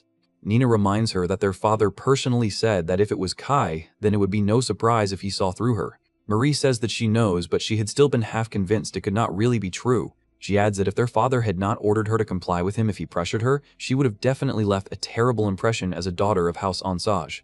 Nina then asks, just to be sure, whether she herself gave Kai any reason to be suspicious. Marie tells her not at all and says that she carried herself perfectly. Still, Marie says that something feels strange. She notes that Kai seemed to have very precise information about the new religious group, and she wonders whether he somehow has all the intelligence in town. Thinking further, she says that she is beginning to suspect that the anonymous person who leaked information about that group to them may have been Kai himself. Nina recalls that Kai said he stayed anonymous only because he could not take responsibility if he turned out to be wrong, and that this was the only explanation he gave them. Marie adds that the fact he never removed that armor also feels suspicious, and Nina says that their father is thinking along the same lines. She remembers that their father considered the day's events part of a larger plan to lure the enemy out, and says that if a man with that much information tells them it is better for their parents not to come, then something must surely be going on. Marie hesitates and says that if he really knew everything that accurately, then he would have had to be sneaking around behind the scenes, and she points out that he has not even been in town that long. To her, that should be impossible. Nina reminds her that he had already been sneaking around when he saved her. Even so, she says there is no way he would go that far just for them, especially when he already seems so incredibly busy. As they think about the treasure they tried to give him, Nina wonders that if he really had put that much effort into them, then what kind of saint he must be. Marie adds that if he had really gone that far, they should have pushed harder to give him the family treasure, but Nina says that Kai is not the kind of person who would accept that sort of reward. Marie can only admire him more and thinks that he is seriously so cool. Looking at her sister's flushed face, Marie gently tells her that she truly was saved by a very good person. Nina says that she has told Marie that again and again, but Marie admits that she is only now realizing it all over again. As their carriage moves on, they notice unusual activity near the cathedral. Marie peers out and wonders what is happening over there. Nina nervously tells her that she is scaring her, but Marie says not to worry and tries to calm her down. A guard reports the situation, and another explains that thanks to having a solid plan prepared in advance, they managed to resolve the issue with the new religious group without letting any false rumors spread. The sisters react with surprise. Later, when they return, their parents question them sharply, asking why they brought the gifts back, and why they even came back with the spare keys as well. Marie can only respond awkwardly as the questioning continues. Marie faces her parents and says that she understands how they both feel. After all, they prepared so much, ran so many simulations, and even resolved the new religious group incident without letting false rumors damage their side. Naturally, they wanted to offer Kai perfect thanks, but Marie clenches her hand and insists that there was simply no way to do that with him. She says they may call it an excuse, but it was truly impossible. He saw through her act instantly, as if she had been dancing in the palm of his hand the entire time. She admits that no one can win with words against someone who seems to have everything under control. Her father lowers his gaze and apologizes, saying that if Marie says that much, then he has no choice but to believe her. Marie replies that it is not as though they failed to see this coming. She says Kai truly had them under his thumb. Then she asks whether, even after hearing her full report, they still intend to force more gratitude onto him. Her mother smiles and says that this is still the plan. Marie quietly adds that Kai saw this coming and still said what he said. Marie remembers Kai telling them that there was no need for their parents to come because he did not intend to accept any more thanks and because their parents would only waste time by visiting him. When her father asks if he truly said that, Marie swears to the gods that he did. She explains that they naturally tried to show sincerity as House Ansage, but Kai told them that there were other things their parents should be doing. He said that instead of wasting time on him, they should spend that time on something that benefits the town more. He also told them that once they grew stronger, the seal's protection would grow stronger too. Her father understands that, in their current state, the Ansage family seal is not actually useful to him. Nina tries to look at it positively, saying that he is essentially telling them to become strong enough to help him later. Marie says that now they understand why they could not give him perfect thanks. She only repeated what he had told her, yet it worked perfectly to convince both of them. That only makes her think he sees far ahead, almost frighteningly so. To her, it felt as though he was telling them that if they were truly prepared to show sincerity, then this much should be easy for them. In the end, Marie says they did not manage to give him everything they wanted, but they did thank him in a way both sides could accept. Her father says he understands and that she has done well. Her mother also thanks Marie for her efforts. Marie then remembers one more thing and says that Kai asked her to tell both of them thanks for all their hard work. The two parents freeze in silence, stunned. In their minds, Kai appears like a terrifyingly reliable figure who sent their daughters home just as everything was being wrapped up. Her mother quietly thinks that he is the last person she would ever want to make an enemy of. Considering someone like that, she says it is no wonder he belongs to Vertar and probably holds a fairly high position there as well. Marie suddenly asks whether they have any information about the mastermind behind all this. Her mother explains that everything learned from the captured members has already been passed through the town's channels. She says the mastermind will probably try to flee the city now. Marie asks in surprise whether they are not going to catch him. Her father explains that it is not that they are doing nothing. The problem is that the enemy may try to take revenge on ordinary believers or even on Kai himself. Because of that, completely sealing off his escape route is not the smartest move. In the darkness of the mastermind's network, red threads stretch between faces, plans, and Kai's image. Nina grows uneasy as she thinks about all the malice he has shown. Beneath the night sky, Kai returned to the same familiar tavern instead of choosing somewhere grand. The innkeeper looked at him with a weary expression and asked whether he truly had nowhere else to eat. He said there had to be other restaurants, even expensive ones. Kai simply smiled as he ate and said that he liked this place because fancy restaurants cost too much. The innkeeper stared at him in disbelief and said he might accept that excuse from anyone else, but not from Kai, especially after seeing how much money he had. He added that at least his own sense of money was still normal. After a short silence, the innkeeper said Kai was the kind of person who spent money on others before himself. He reminded him that Kai had already handed him an absurd amount of cash before. Kai calmly replied that it had only been payment for hiding him. He explained that if the church had not rewarded him, he would not have had anything to give in the first place. The innkeeper then said he had one complaint about dealing with someone like him. When Kai asked what it was, the innkeeper explained that rumors around town now made it sound as if the two of them stood on equal footing. Because of that, people had started calling him Jet Black's personal information broker and saying all kinds of ridiculous things. He admitted that he had no idea how to handle it. Kai laughed and said they would simply suffer through it together. The innkeeper stiffened and said that he was not laughing. Then he narrowed his eyes and asked whether Kai was plotting something. He wondered if Kai had already predicted this outcome and started manipulating things somewhere. Kai immediately denied it. The innkeeper sighed and said his stomach hurt. He insisted Kai had to be doing something behind the scenes and wondered what would happen next. Kai said that if the innkeeper needed medicine, he had some at home that could cure anything, and he even offered to give him one.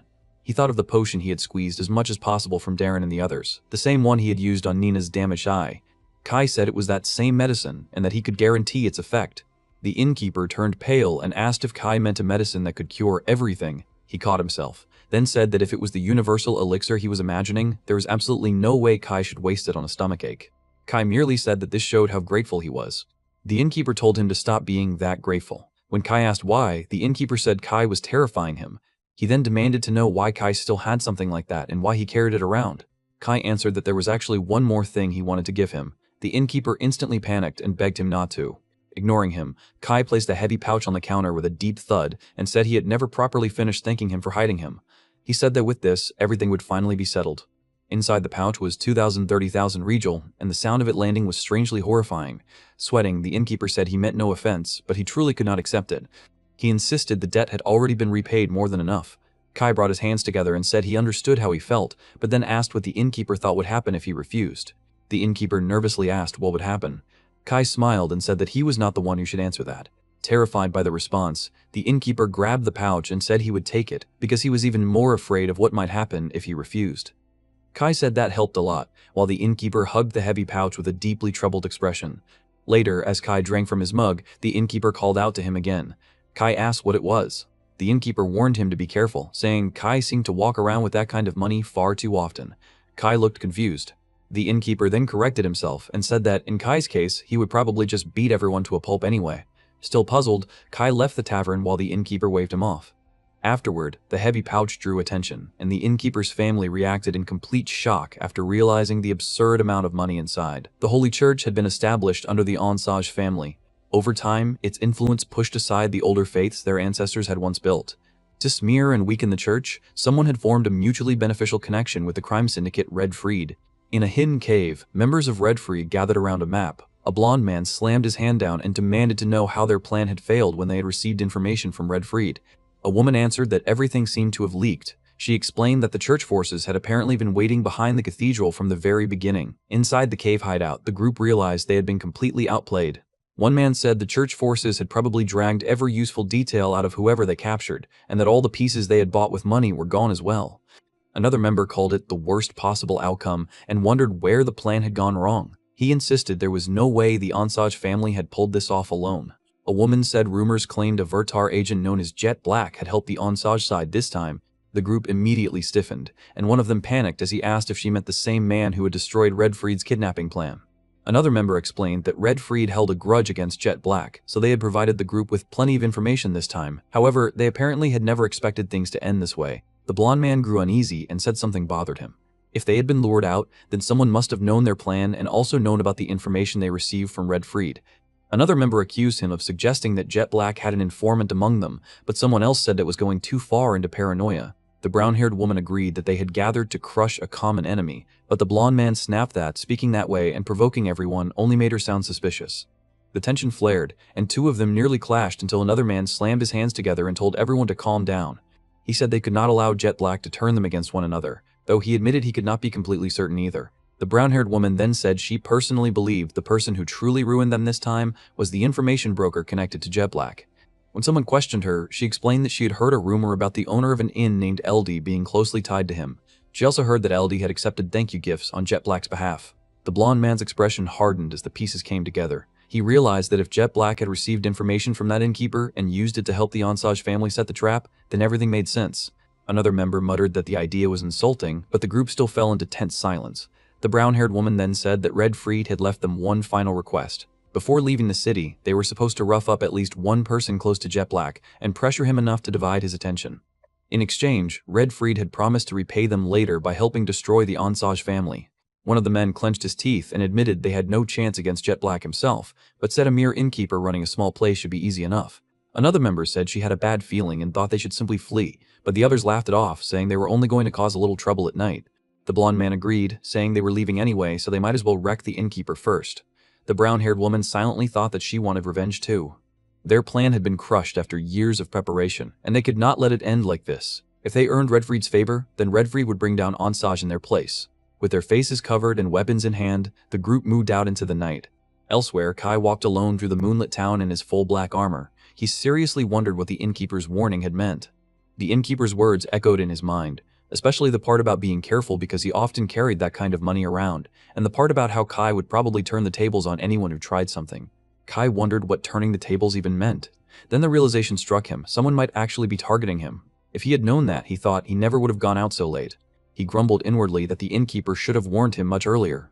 As he continued through the quiet streets, Kai thought that he should have just stayed at the inn. However, going back now felt awkward, so he reassured himself that he would not be attacked that easily. After a short pause, Kai activated a blue magical light at his sword. Wind and mana swirled around his katana as he prepared himself. He thought that anyone who saw him like this would definitely report him, but if someone suspicious appeared, they would probably leave him alone if he looked dangerous enough. Soon, Kai reached a stone bridge beneath the night sky. He stopped when he heard movement nearby and looked around sharply. Several suspicious figures appeared before him on the bridge. The masked group froze the moment they recognized him, and one of them nervously identified him as Jet Black. Kai stiffened beneath his helmet and immediately thought that this was bad. He wondered why 4 suspicious people had suddenly appeared at night, then quickly realized they were definitely after him. Since he had to say something, he desperately searched for words that would scare them enough to avoid a fight. Drawing his glowing blue blade, Kai said that they had finally shown themselves. He called them people with dangerous thoughts and asked whether they were truly underestimating him by coming with only 4 people. One man trembled with anger and told Kai not to look down on them. Another shouted that their entire plan had been ruined because of him. Kai tried to say it was a misunderstanding, but the blonde man angrily told him not to talk nonsense. He apologized to the others for dragging them into trouble again because of Jet Black. The leader told 3 of them to run while he bought time. The others refused. One said he should not be stingy after they had come this far. Another said they had seen the matter through until the end, so she would stay as well. The last said there was no way out unless they defeated him. Kai panicked and asked if they could at least talk first, insisting that there was definitely a huge misunderstanding. The leader snapped that Kai had a lot of nerve saying that while holding a weapon, since he was the one who had taken a battle stance first. Realizing there was no way out, Kai decided he had no choice but to treat the situation like the game. Blue mana began to whirl around his armor as he activated his equipment skill, last second critical. The enemies immediately prepared their own attack. One shouted for everyone to get ready for a raid assault. Their mage lifted a red staff and cast defensive magic. Another strengthened their power with support magic. The swordsmen enhanced their bodies, and their formation glowed red under layers of buffs. Kai counted silently while recognizing the exact scene from when he played the game. Normally, this would have been exciting, but now the pressure was suffocating. He remembered that one of the Blackblade Deerhand's weapon skills required a 15-second charge. At 11 seconds, Kai wondered whether they still had not figured him out. At 12 and 13, the enemy warned him not to say things he did not mean, and Kai told him not to blame him for what happened next. At 14 seconds, the group charged. Kai said nothing and released his technique. A massive blue slash burst from his blade. The strike tore across the bridge like a wave, cutting through their charge and swallowing the red magic around them. The enemies realized too late that the attack was far beyond what they could handle. The blast swept them away, shattered the stone beneath their feet, and sent them flying into the water. Kai stood amid the wreckage, sweating beneath his helmet, and thought that this was bad. Civilians drawn by the noise stared in shock and wondered what had happened. Kai looked back at the broken bridge, the scattered attackers, and the gathering crowd, then silently insisted that this really was not his fault. By the next day, rumors had spread throughout the city. People said that when a group tried to ambush the innkeeper connected to Jet Black intercepted them on the stone bridge. The story grew even larger, claiming that he had shattered the bridge with a single blow. The reports also said the attackers had ties to Red Freed, the same group that had kidnapped Nina, and that they had been working with Red Freed to weaken the Ansage family. The interrogator questioning the 4 captured attackers realized that Jet Black would crush anyone without hesitation if he judged them an enemy. Because of that, the incident spread across the entire city, along with the warning that Jet Black was someone who must never be angered. At the Ansage residence, Marie wondered if Jet Black had caught the ringleader he had been chasing in the act. Nina said that it was exactly what she would expect from Jet Black, though she added that he truly did ridiculous things without realizing it. Marie then asked about the bridge repairs and whether Jet Black had to pay the full cost. The armored guard reassured her that there was no need to worry, since he had clearly been the one attacked. She explained that it had been unavoidable for him to defend himself and ensure the enemies were captured. Marie admitted that it was still rather wild, but said that if it was Jet Black, she could imagine him handling it cleanly. Nina agreed. Then the armored guard hesitated before revealing that the mastermind behind the incident apparently had ties to Red Freed. Nina reacted in shock. The guard said there was no doubt about it, that the next part was only her own guess. She believed Jet Black might have been going out constantly to avenge everything Red Freed had done so far. The armored guard explains that Jet Black may not have acted only to avenge what Red Freed had done, but also to send them a clear warning never to try anything again. Red Freed had tried to use the beloved new religious group as a weapon to bring down the Ansage family. However, in Jet Black's hands, the wall they had hidden behind was shattered, and their influence was stripped away. Marie blushes deeply and thinks that he keeps doing the coolest things. She smiles and says that being praised by someone like him is something she can brag about for the rest of her life. Nina apologizes to her sister in embarrassment, then Marie regretfully thinks that she should have asked Jet Black back then whether he had a girlfriend. Nina immediately panics and tells Marie not to steal her Jet Black from her. Marie calmly points out that Nina says not to steal him, yet the spare key keeps disappearing from its storage place. She says that it is obviously Nina's doing. Nina quickly claims that she has no idea what Marie is talking about. The armored guard leans closer and tells Lady Nina that she should be honest as well. Nina stiffens as Marie says that Nina was also planning to sneak off to Jet Black's estate alone one day. Nina denies it, saying she would never trouble him like that, then admits that she only placed the key beside her pillow and slept with it. Marie laughs and says that she cannot understand what kind of behavior that even is, then calls Nina completely obsessed with Jet Black. Nina blushes and insists that Marie is no different. Meanwhile, the armored guard silently thinks of Jet Black too, her cheeks faintly flushed. Later, Jet Black stands beneath the bright sun in town and offers a box of pastries to the people at the inn, sincerely thanking them. The next afternoon, the maid stands before Kai and says that what he did was truly outrageous, plainly calling it merciless. Kai, now without his full helmet, hurriedly says that he never intended for things to turn out that way. She says that she always thought something like this might happen someday, but she had not expected it so soon and was honestly shocked.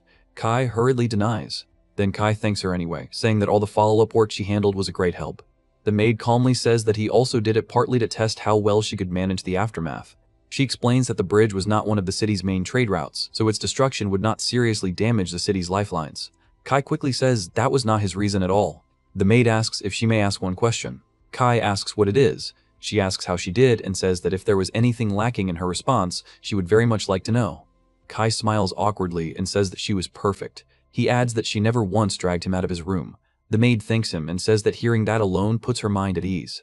Then she asks whether she should continue handling matters as his representative from now on. Kai panics internally, wondering how he was supposed to know those 4 attackers were connected to some new cult and a crime syndicate.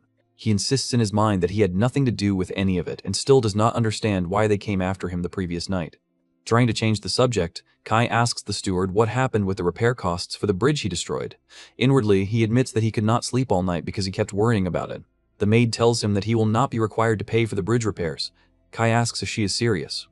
She explains that they presented the matter as unavoidable force used in self-defense while ensuring that the enemies were captured. Kai asks whether everyone simply accepted that explanation. The maid says there was naturally some resistance. Some people argued that someone who could casually destroy a bridge could not claim it was unavoidable just to capture a few attackers. In the end, however, they changed their minds after being asked whether they were calling Jet Black a liar.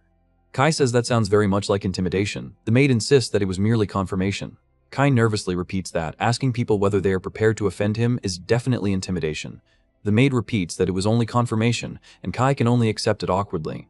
The maid says that, either way, the matter has been settled and he will not be questioned about it again. She adds that if anyone does try to question him, he should inform her immediately because she will need to take certain steps. Kai says that he understands. The maid explains that she will report the situation to the Ansage family of the Holy Church so they can prepare in case swift action becomes necessary. She also adds that the repair costs are being fully covered by the three powers, with them taking the lead on that side. Kai wonders if it is just his imagination, or if this is beginning to feel like pressure under a different name. He quickly tells himself that he must be overthinking it. Kai then asks whether the bridge repairs have already started. The maid answers that magic is being used, so she has been told it should be finished by tomorrow. Kai stands and says that, in that case, he will go bring something over, just as he mentioned that morning. The maid asks whether she should arrange for a servant to deliver it. Kai refuses, saying that he can at least do what he can by himself. He thinks that he would feel useless if he simply sat back while everyone else handled everything. He reminds himself that he is just a regular guy and would rather rely on terrifying big shots as little as possible. The maid says that this is very much like him, then asks about his armor. Kai answers that he's obviously going to wear it. The maid falls silent for a moment before saying that she understands and asking him to be careful while he is out. Kai thanks her for everything, leaving her slightly flustered. Soon, Kai walks through the city in full black armor. People whisper as he passes, watching him with both curiosity and fear while he moves beneath the bright afternoon sky. Every stare feels painful to him. Kai thinks that he only suited up and went outside because he might be attacked again, but to everyone else, he probably looks like the man who destroyed a bridge and is now strutting through town without a care. He silently complains that the steward could have explained things more clearly because he had not had enough room in his head to think that far ahead. He apologizes inwardly again, insisting that none of it was intentional. The attackers had simply appeared out of nowhere, and he had not been trying to bring down the bridge. His blade had just been too sharp. Still, he realizes that no one has proof of that, and people probably think he is showing off. He tells himself not to draw any more attention. To repair his image even a little, he decides that he needs to bring the best possible gift. Remembering the sweets Karen and Lafia brought before, he recalls that each box cost 50,000 regiel. The price hurts him deeply, but he accepts it as a necessary expense. Kai enters a high-end sweets shop. The clerk freezes and nervously welcomes him, then suddenly asks him to wait a moment before hurrying away. Kai quietly accepts it and thinks that she definitely knows about the bridge incident. Soon, the manager appears in person and warmly greets him as Jet Black, thanking him for visiting. Kai awkwardly returns the greeting while assuming he is terrified he might wreck the shop next, since he already destroyed a bridge. Because the manager himself came out, he feels certain that he has been marked. The manager asks what brings him in. Kai says that he wants 3 boxes of their most popular sweets, then quickly changes the order to 5. The manager immediately agrees and asks him to let him guide him to a private room in the back so he can relax while the order is prepared. Kai says that he truly does not mind waiting outside, but he insists and respectfully leads him away. He gives in, thinking that this is probably exactly what one should expect from a high-end shop. The manager opens an elegant private room and apologizes for the intrusion. Kai looks around the luxurious space and admits that it is really impressive. He thanks him for the kind words and asks him to sit comfortably. Kai agrees, though he realizes he has definitely been brought to a VIP room. When the manager asks whether he would like a drink or some sweets while he waits, he declines. The atmosphere is so formal that he feels as if he might collapse on the spot. Then Kai asks whether it is truly all right to place him in that room, saying he is fairly sure it is meant only for regulars or special guests. The manager explains that he is correct, but that the room is reserved for their most valued guests. He then reveals that Chief Director Lord Banlard recently issued a directive to every shop under their organization. Kai asks what kind of directive it was, and he explains that whenever Jet Black visits, they are to provide the finest hospitality available. Kai does not recognize the name Banlard, and wonders if this is less about hospitality and more about preventing him from wrecking the place like he wrecked the bridge. The manager adds that there was also a second directive. Kai stiffens and asks what it was. He says that if Jet Black comes in, they must contact Lord Banlard immediately. Kai asks why. The manager guesses that Lord Banlard, or someone connected to him, may wish to visit him, especially since his home is not far away. Kai panics, realizing that he is absolutely not ready to meet some terrifying big shot. He suspects that the manager is stalling for time, so he quickly tells her to prepare his order as fast as possible and says he will tip well if he hurries. The manager says he will do his best, though he confirms that checking the items may take a little time. Before Kai can escape, someone suddenly shouts that he is there. Kai turns in confusion as a young female voice announces that Remy has arrived. A cheerful blonde girl rushes toward him with both hands outstretched, while the startled clerk hurries after her.